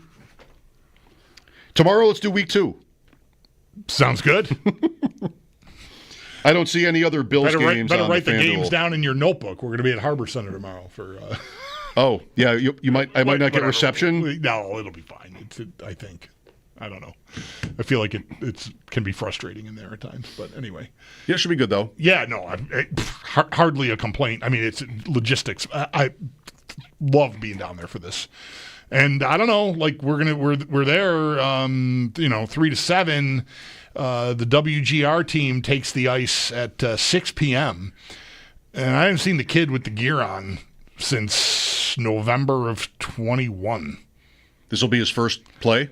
Well, he's coaching. He's coaching, and he's played a couple of times. In fact, this past Sunday he had a warm up skate for the 11 day, and he did that a month or so ago. So he's had the gear. I haven't seen it, and we're going to be there. I do not think I'd be making the trip down there just to see him play in the 11-day power play. No, but I am looking forward to seeing him. Me too. In the gear. Me too. It's been a while. I might be in the mood for a beverage by the time we sign off tomorrow, but it's not the kind of one I'm thinking of now. Because now I am sweating. It's just so hot. It's hot in here every day. And the subject of a pina colada came up earlier today, the song. Like, that might taste pretty good right now. That was yesterday, I think. The pina colada thing came up yesterday. Didn't it? No, it was a long time ago, but it was today. Really? Getting caught in the rain? Yeah. Yeah. Oh, that's right. Yeah, wow. So that sounds pretty good for today. Ooh.